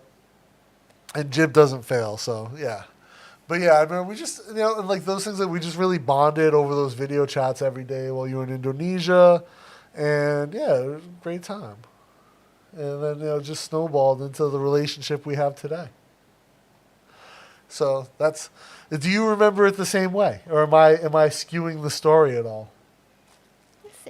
Same. I remember Jib was deathly afraid to fall ice skating. So to be fair, there was a girl who for some reason wore white pants with red underwear to ice skate. Now, we live in a tropical country. Even indoors, it melts so quick. And so she was also on a date with a guy, and she fell. She was like maybe in her 20s, that girl, right? And like white jeans, I think it was. Mm-hmm. And she fell on the ice and just like in the worst spot possible for someone with white pants. It was like a lake in the middle of this ice rink. And she fell hard on her butt and then instantly rolled over to the front and like trying to push herself up. And the guy's trying to help her and he can't get her up. And finally, the kid who works there like skates over, gets her up on her feet. And it is then very obvious that she is wearing red panties. And everyone knows it in Central World because we're in Central World. I felt so bad. She must have been freezing at that point. I felt so bad for that girl. But they should think carefully before she... Yeah, the right outfit for the right occasion. Yeah. Hey, Misdemeanor, how are you? Thank you for coming by for the 10K stream. Oh, Wim says we're back in Bangkok, Hoi Quang. Do you know that? I know Hoi Quang, yeah. Not far from Fortune Town. Hoi Quang, traffic jam. Chai. That's where... and the market there is like they invade the road. But not far from Fortune Town, Ramanine. Oh, not far. And that's where my buddy Rob lives. Rob Van Mopes. that's area. Actually, I think Greg Maganj is living over that way too right now.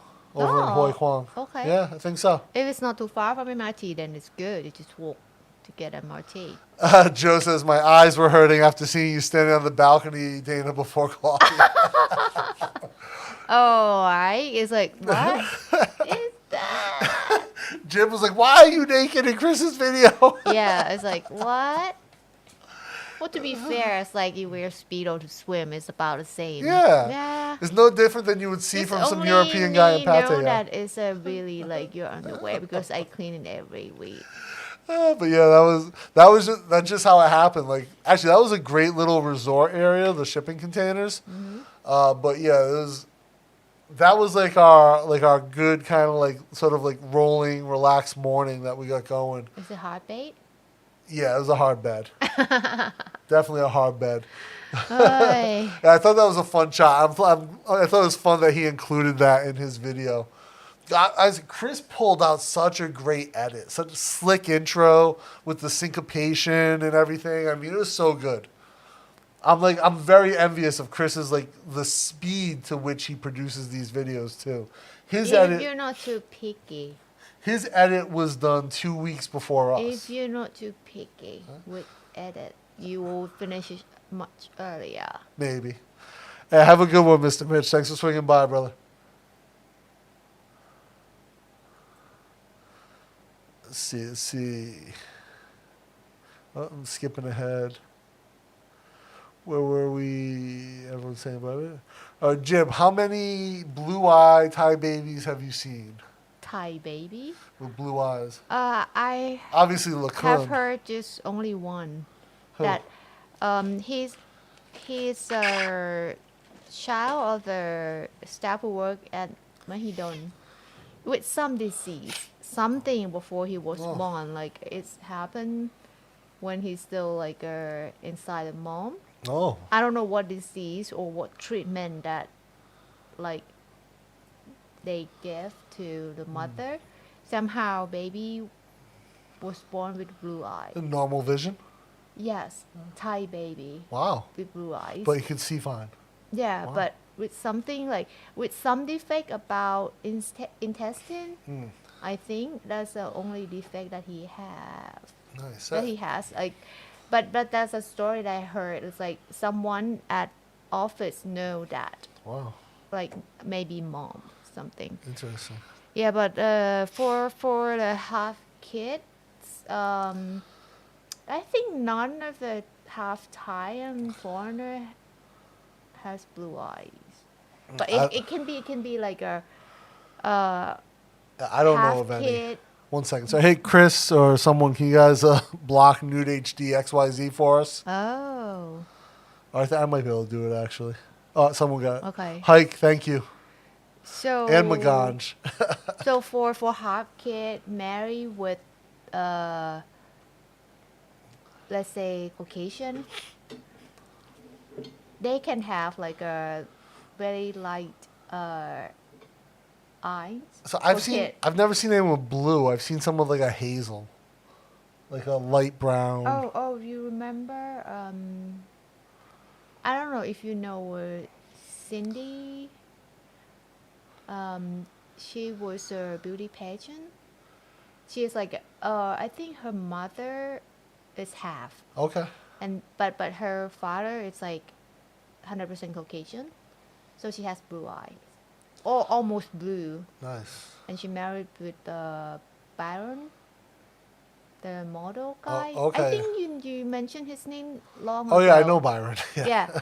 So that kid's very beautiful. Oh, for sure. Of course, right? Yeah. But like, I mean, like with this combination, Yeah. those kids maybe have like a blue eyes, maybe. Nice. Okay. Oh, he's off. Oh, and also, misdemeanor. Thank you so much. It was a really big day for us. I was saying before how it happened while I was in the air to Saigon. I got to Saigon and Jim sent me a message that we hit 10. Oh, you're off soy 3. Nice. Okay, Rochester soy 3. 6, soy 3. Oh, Chinese and Batsy. Okay. Have you been to the floating market or the Green Lung? Are they worth checking out? So for me, if you've never seen it, Wim, yes, for the floating market, I guess, is very touristy though. It's kind of like what I was describing earlier, like the manufactured experience. Like it's a floating market made to be an experience of a floating market. It doesn't serve any purpose other than for tourists, in my opinion. So if you want to see it, I'm not going to say don't go because it's a unique experience. For me, I would never go back because it's not it's a floating market. บางกระเจ้าไง No, talking about the floating market first. อ้าวเหรอ Chai. Yeah, floating market in the Green Lung. Did he say in the Green Lung? Oh, floating market in the Green Lung. Oh, so I thought he was talking about the Bangkok floating market. So yeah, anything in Bangkok Chao, I would check out. So I read that wrong, Wim. That's my bad. So Bangkok Chao is a very cool park, very cool part of the city. Absolutely, yeah, I would check. I don't know about the float. Did we see a floating market? They have a market there บางน้ำผึ้งไง Oh. Ah. I just remember the main market that Like- we went to. Many markets Yeah. there. So of course there's gonna be a map there. Yeah. So That you can check and you can go around, ride bicycle. yeah, I would rent a bike or bring a Be bike. aware of the dog. Bring your bike if you have it. There's a mushroom farm, or at least there was, that was very cool to check out. I would highly recommend it. If they let you go in the back and you see the mushrooms that are taped off and hidden in the corner, don't ask what they are. Jim remembers. Ask anything special, any special mushroom to sell? We made a nature docu-series for a university, and that was part of that. Yeah, so yeah, I would definitely anything in Bangkok is definitely worth checking out. And there's some great. I wish I could remember the name of the cafe on the water. Huh? Remember the last cafe we went to of the day? All the antiques. With all the antique. And we ha- Oh, it's next to the river. Yeah, and you can fall asleep. Yeah. And people cannot remember people the would name come of by this. their boat. Would really cool. So, oh, don't worry, Chris, don't worry. Oh, Hike says, look like a good deal. What's the deal? He's about the spam. Ay. I guess it could be a recessive gene, yeah. By God. Wow, that's gonna be like, I don't know how many percent of the chance that Yeah. has that recessive show up.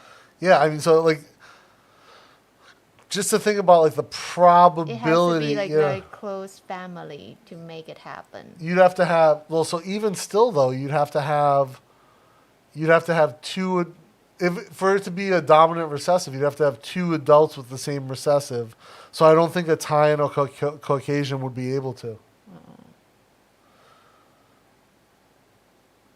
I don't know about the eyes.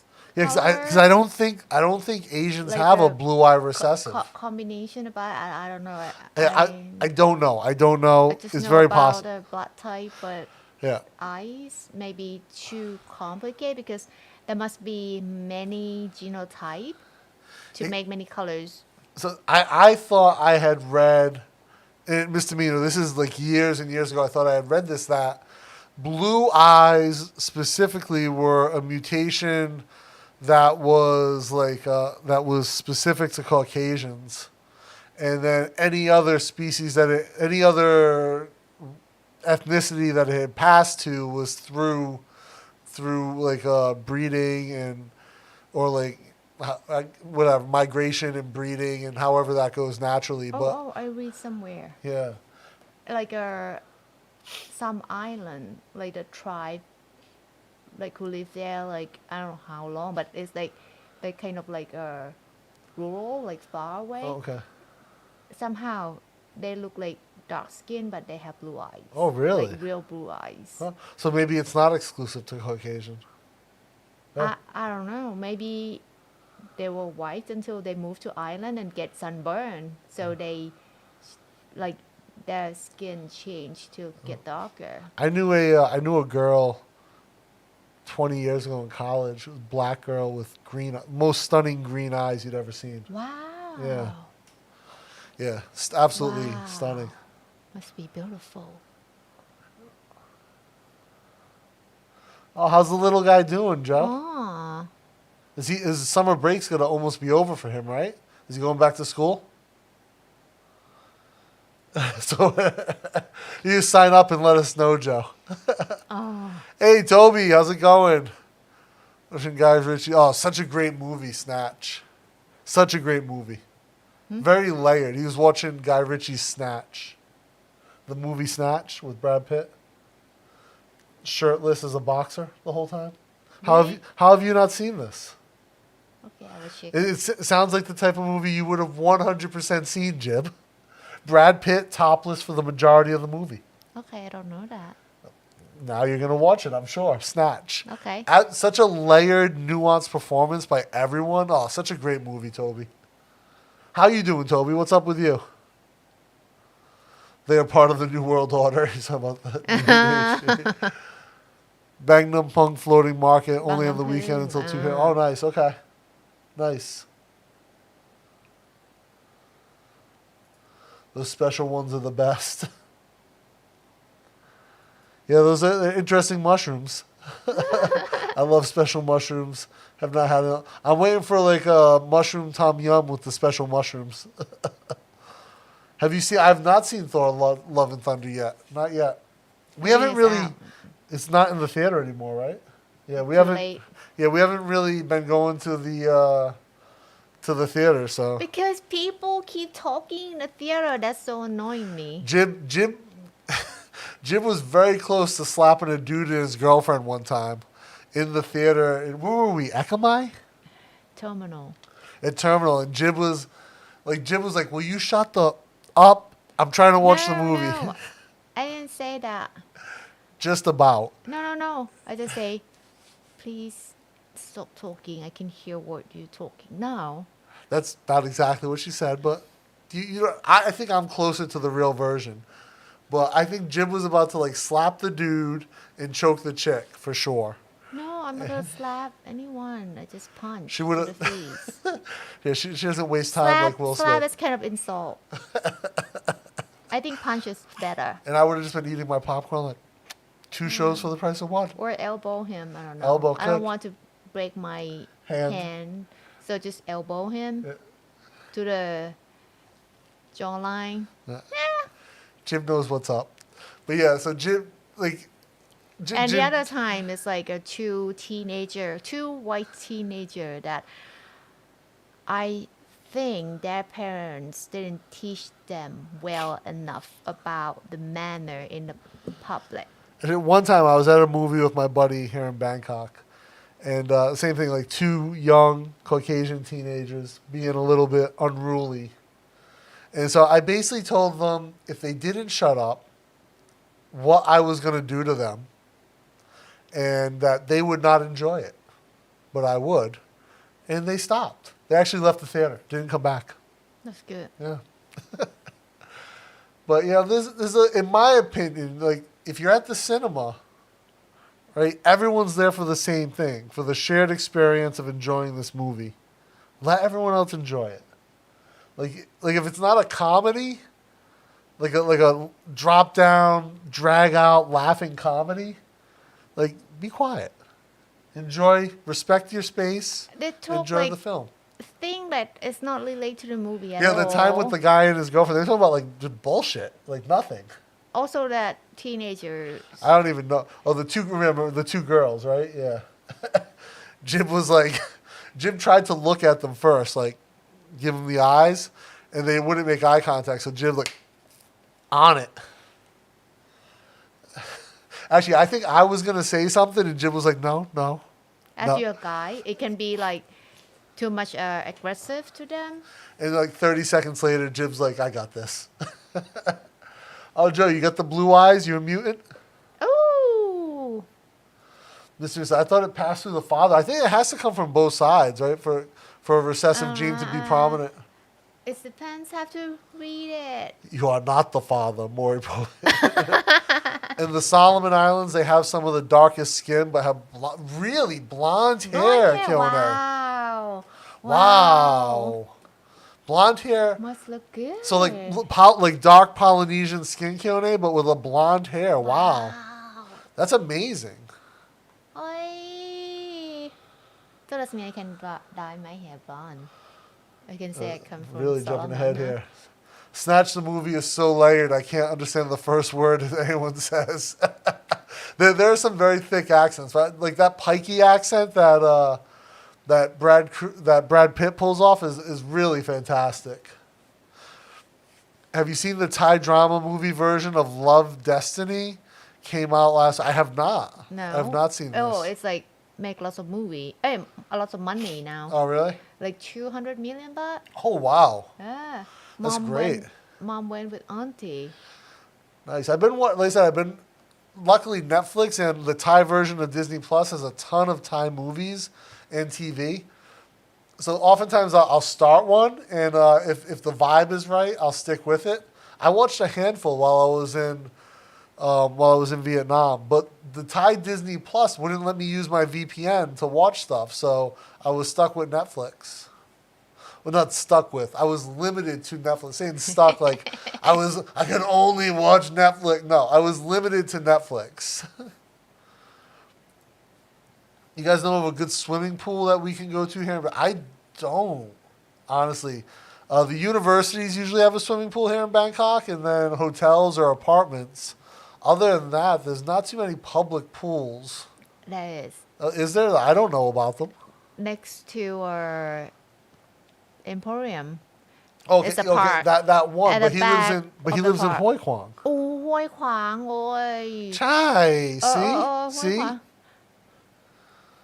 So you may find it's something like Bangkok or complex like sports center, something with that name. Yeah. It's run by Bangkok.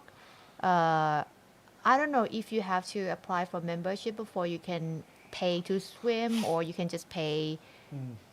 I'll tell you by the sports time. the municipal sports centers in Bangkok. It's 40 baht per year. It's many of them, Yeah. but have to check location. It's 40 baht, or at least it used to be 40 baht per year to join.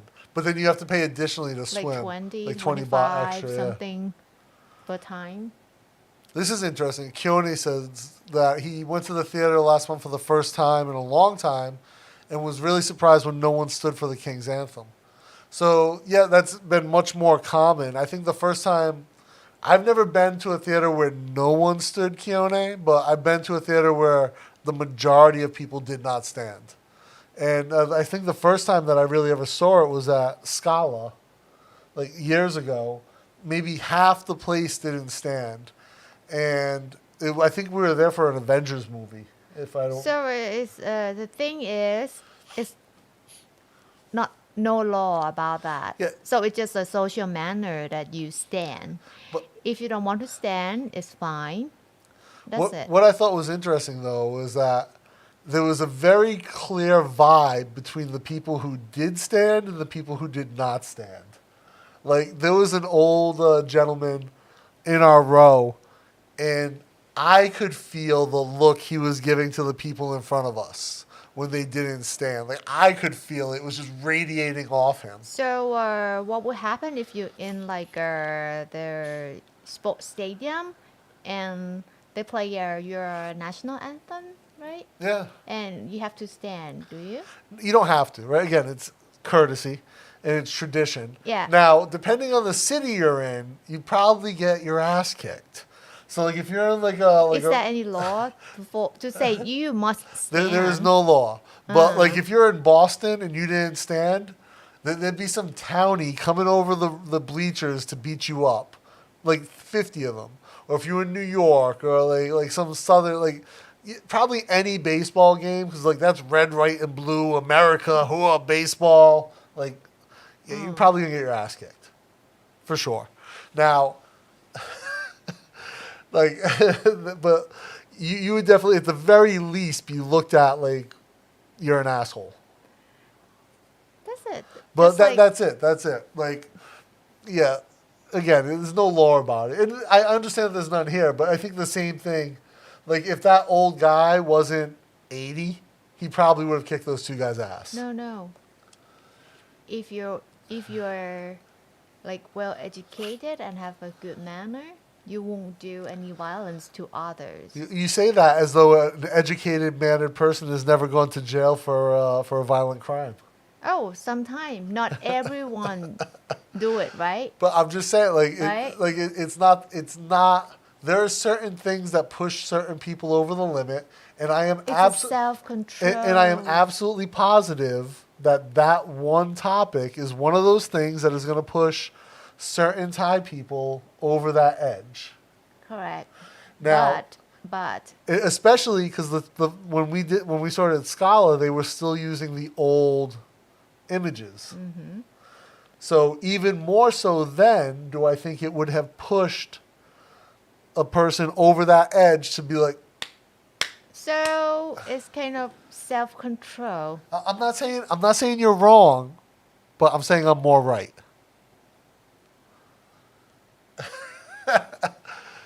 You agree or disagree?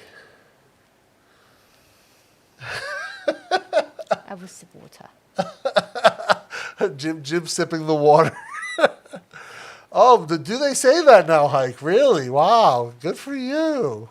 But from the end of, or from the beginning of Benjamin Button, or which version of Brad Pitt do you remind them of?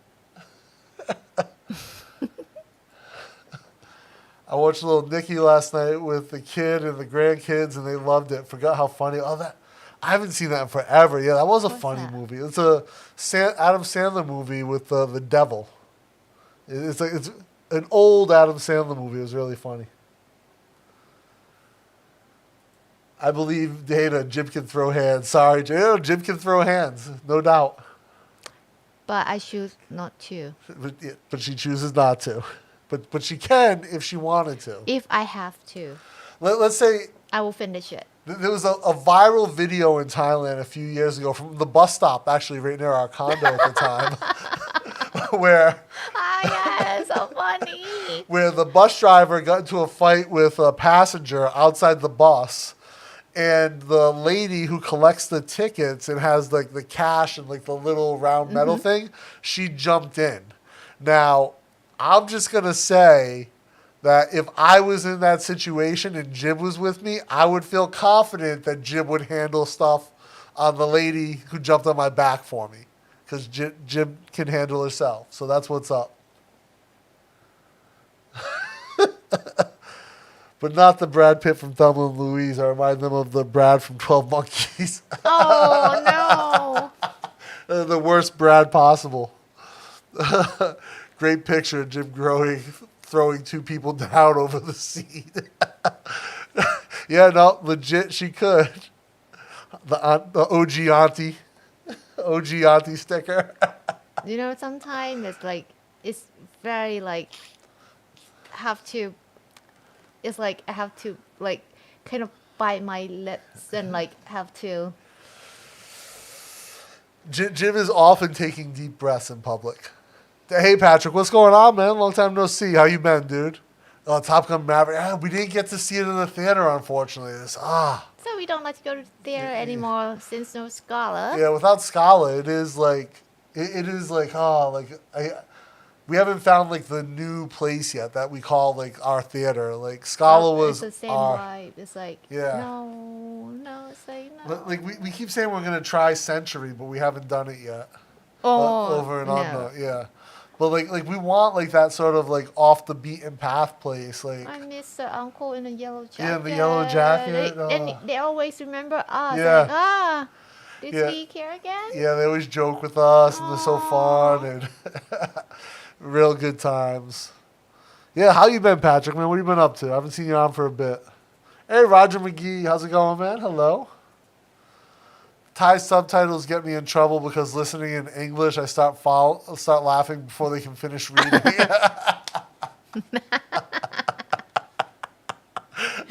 Awkward. Yeah, I can see that. I can definitely see. Actually, subtitle is like show before an actor finish the line.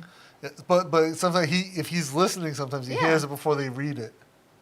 Why did he read so slow? Depends on the movie. Why did he read so slow? You know what I'm jealous about with the damn Thai subtitles? It tells people how many end scenes will be after the credits. So it will say, stay tuned for 2 end scenes. I'm like, oh, should we go? And she's like, no, there's 2 more end scenes. Like, what? Yes. How do you know this? And she's like, oh, it's in the... It's on the screen. Damn. In my whole family, just me and the little man have blue eyes. Wow, 2 out of 32 people. Not bad. There's a saltwater pool near my apartment, but I haven't been by it. Saltwater pools are nice. Any great cocktail speakeasy bars in Bangkok? I can recommend one for certain. I know Jim knows it. Rooftop of the Muse Hotel. Mm-hmm. So you go into the top floor of the Muse from the elevator in the back of the lobby. Over in Chitlom, right? Yeah, because it's on the same side as Mercuryville. Same side as Mercuryville. So top floor. Go to the top floor. Go into the bar. So you take a right out of the elevator into the bar. Take a left at the hostess. Just turn left. The bar will be on your right. You want to go left. There's a a picture on the wall. I believe it's of a woman. You want to slide that picture. Isn't to it like a cow skin? I thought it was a picture of a woman. I thought like a framed photo. I think it's a cow skin. No, because it's like framed. Like IKEA one, the big. No, the because whole you cow. move it over. Yeah, no, because it on the slides. door. It's on the door. Oh, I think it's And it slides. I think it's a picture of a woman in a frame. I'm almost positive. But anyway, you slide that over to reveal a hidden stairway that goes up to the roof. They have a hidden 1950s style speakeasy up on the roof of the Muse, and it's quite nice, like Art Deco style, right? So If no rain. if no rain, and clean air, right? Two important factors. Yes. You're in the Muse is a low hotel. I think it's only 20 floors. Something. Like 18 or 20 floors, and so you've got all these taller buildings around you, and it just creates this like really cool glow, this vibe. And it's a great place. I like to have. Last time we went up there, we had mint juleps. I don't know if you remember. No, you didn't drink when you came up with me and Dave. You hung out. We were already drinking, but we had mint juleps up on the roof, and just such a great place, such a cool little spot. Real fun vibe to it. In Hawaii, many Hawaiians will not stand for the U.S. anthem. Still a lot of negative feeling towards U.S. support of the overthrow. I can, given the history there, Keone, I can see that for sure, and I can get that. I always sit in the middle. When I stand in the theater, everyone stands for wrong peer pressure. He sits in the middle of the theater, so when he stands, everyone... That's a good one, good. Uncle Craig. Never underestimate a woman's rage. Indeed.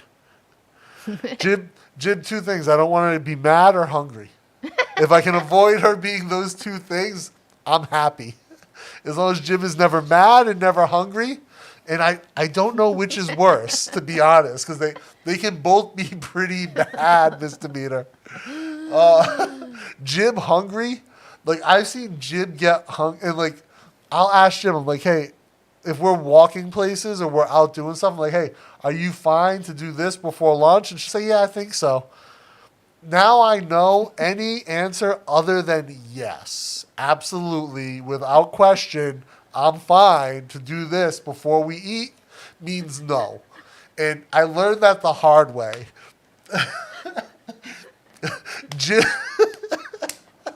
Jim will get so crazy when she's hungry. She just...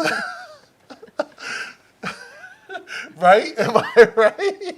You don't know every story to our friends. Jim will just like... And then, like, as soon as there's food available, she beelines it to the food. And just, like, she'll eat something. She's like, okay, I'm good now. I had a snack. I'm like, okay, well, let's get, like, 10 minutes later. Okay, let's get lunch. No, I already ate. But you know when you're hungry. If I'm hungry, I'm like, oh, yeah, I'm getting a little shaky. I'm hungry. Like, I've pushed myself a bit too hard, especially because it's so hot here. Jim is like, no, must eat. So now the other thing is we always, if we're out somewhere together and we're doing stuff, we pack emergency rations. So like if I have to, I've got like a pack of nuts or like dried bananas in my bag. Like my camera bag is back here now. I bet you if I open up my camera bags, there's probably dried bananas in all of them because I can rip the dried banana package open and give it to Jim, and she gets like 200 calories instantly, and she's good. Like whole like neighborhoods could be destroyed with Jim being hungry. It's like the Hulk when he's angry. I love you, man.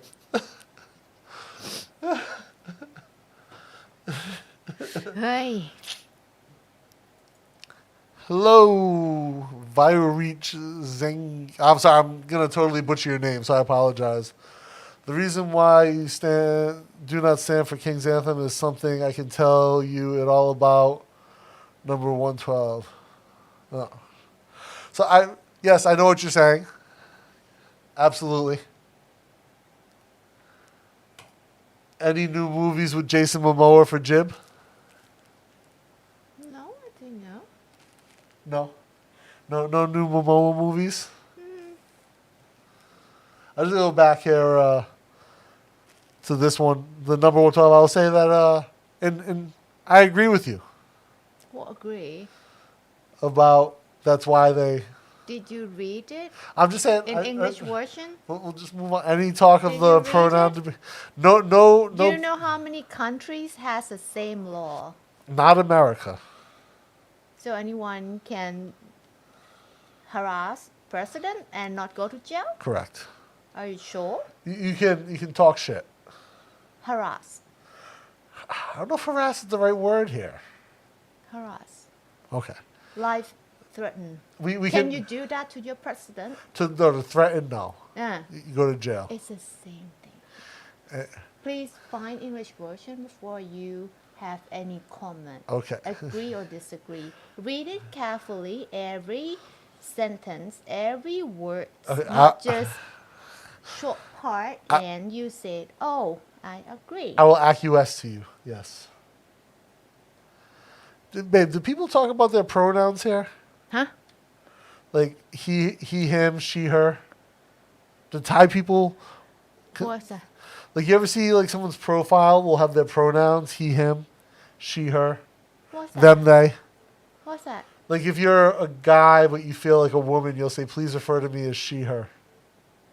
Like if you live as a woman, right? Like I'll say like, hey, please don't call me he, I feel like a she. But I've never heard Thai people like focus on that.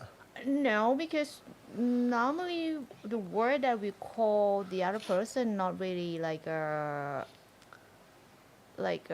specific for sex. We say you like kun, or maybe we have the word khao. Khao normally is like man, but we can also mean woman.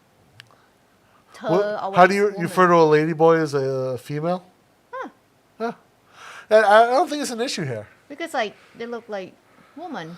Yeah, It's like okay, or even like they try to look like woman, not really like, everything woman, but if they want to be woman, why not? Okay.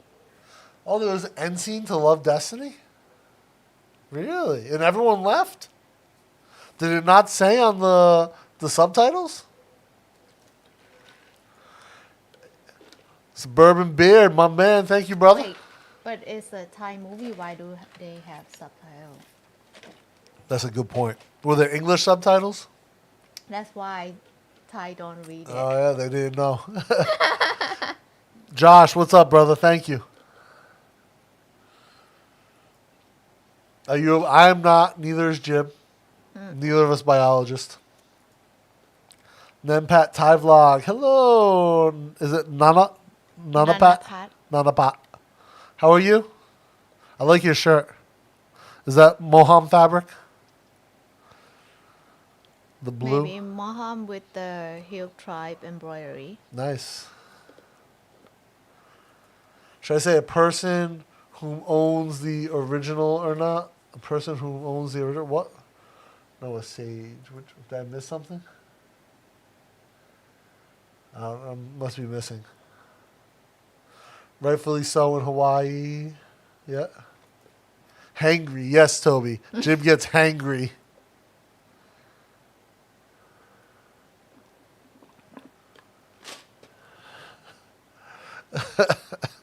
Yeah, just laughs at the Amber Heard joke with the shit emoji. A woman is fierce when she gets hangry. See, you're not alone, babe. Other people have this affliction.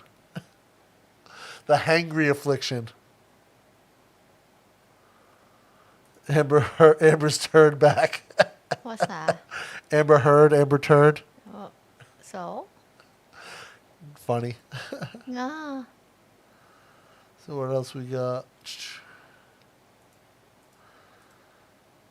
Hey, Nikki, how's it going? Did I miss you pop in somewhere else? My bad. Oh, here we go. Thank you so much, Nikki. Much love.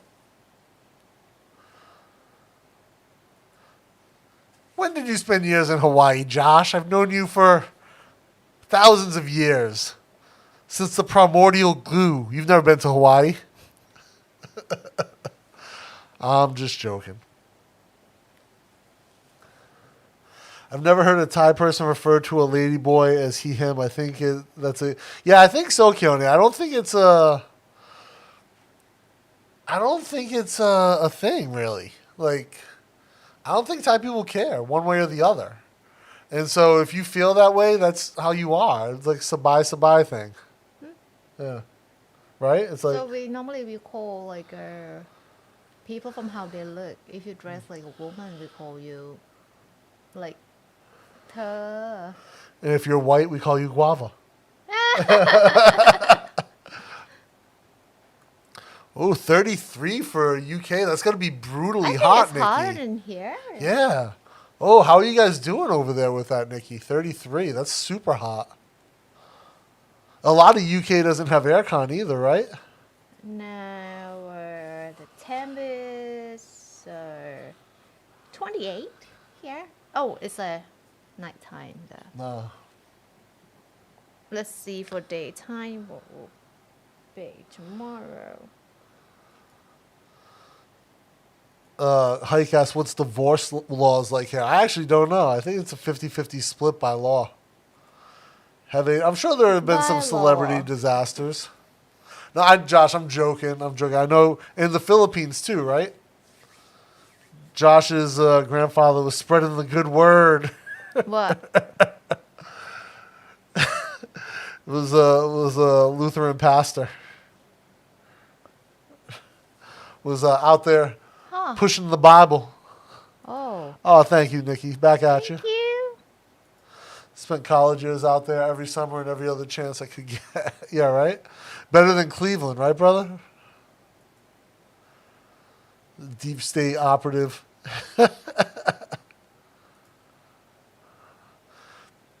No aircon here. Oh, Ooh. melting. That's so, like, to not have the infrastructure to deal with that type And of it's heat. humid. Yeah. And your houses aren't built for that type of weather. It's not built to be, like, breezy, open, like old Thai houses where it's just open. Like, they're built for the opposite. Cold, long winters. Keep as much heat in as possible. Oh, really sorry, Nikki. Hopefully it wraps up soon. Anyone trying to learn a Latin language and conjugate verbs into male, female would just love turning their language inside out. Don't think it would work. Languages evolve over time, Misdemeanor. For sure. They change. Even English has changed so much, over the past 2 decades. Do you mean Australian slang? Australian slang is a different thing. It's a whole other level. It's the 4D chess of linguistics. Get your Broly and don't get cactus.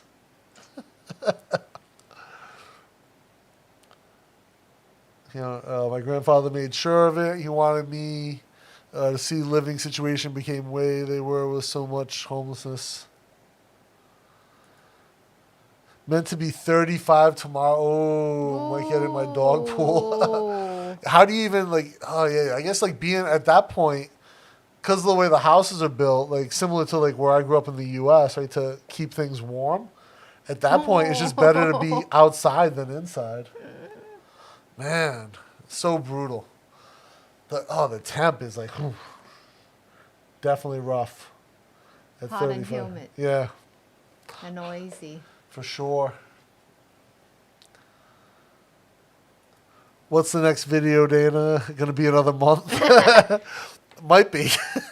Hopefully before a month. I've already got some parts of the next one shot, and I'm doing it with someone else, so I've got to work with them to shoot their part, get my narration done. Jib's got to finish reading a book about the subject that we're going to discuss. I'm trying to get an interview with the person from that book. I don't want to give away too much about it yet, but I don't think he will give any interview. maybe not, but we're going to try. I'm trying to do a deep dive on a Bangkok specific subject that a lot of people have they've made videos about the place, but very different than I think what we're doing. Going into the history and going into the nuance of it, as well as the way this place exists in the current landscape of the city, so to speak. So it's been months in the making and research and work and really putting in time to it. But yeah, it could be a few more weeks. Don't expect one next week. But again, like that's one of the things the mindset we're at. Like I said, YouTube, it's not a business for us. It's not part of our business. It's a creative outlet, right? There'll be a live stream next week for sure, but there won't be like a full edited, prepared video that's going out for everyone. It's going to be, it's going to come out when it comes out, and it's going to be the creative expression that we anticipate it to be. Hopefully. With that, guys, I think we're just going to wrap it up because it's been 2 hours. No, And it is late here, and I know Jib has a long day of drawing ahead of her tomorrow. And I've got plans to go out as well, so. Keone, I'll see you in the morning, my friend.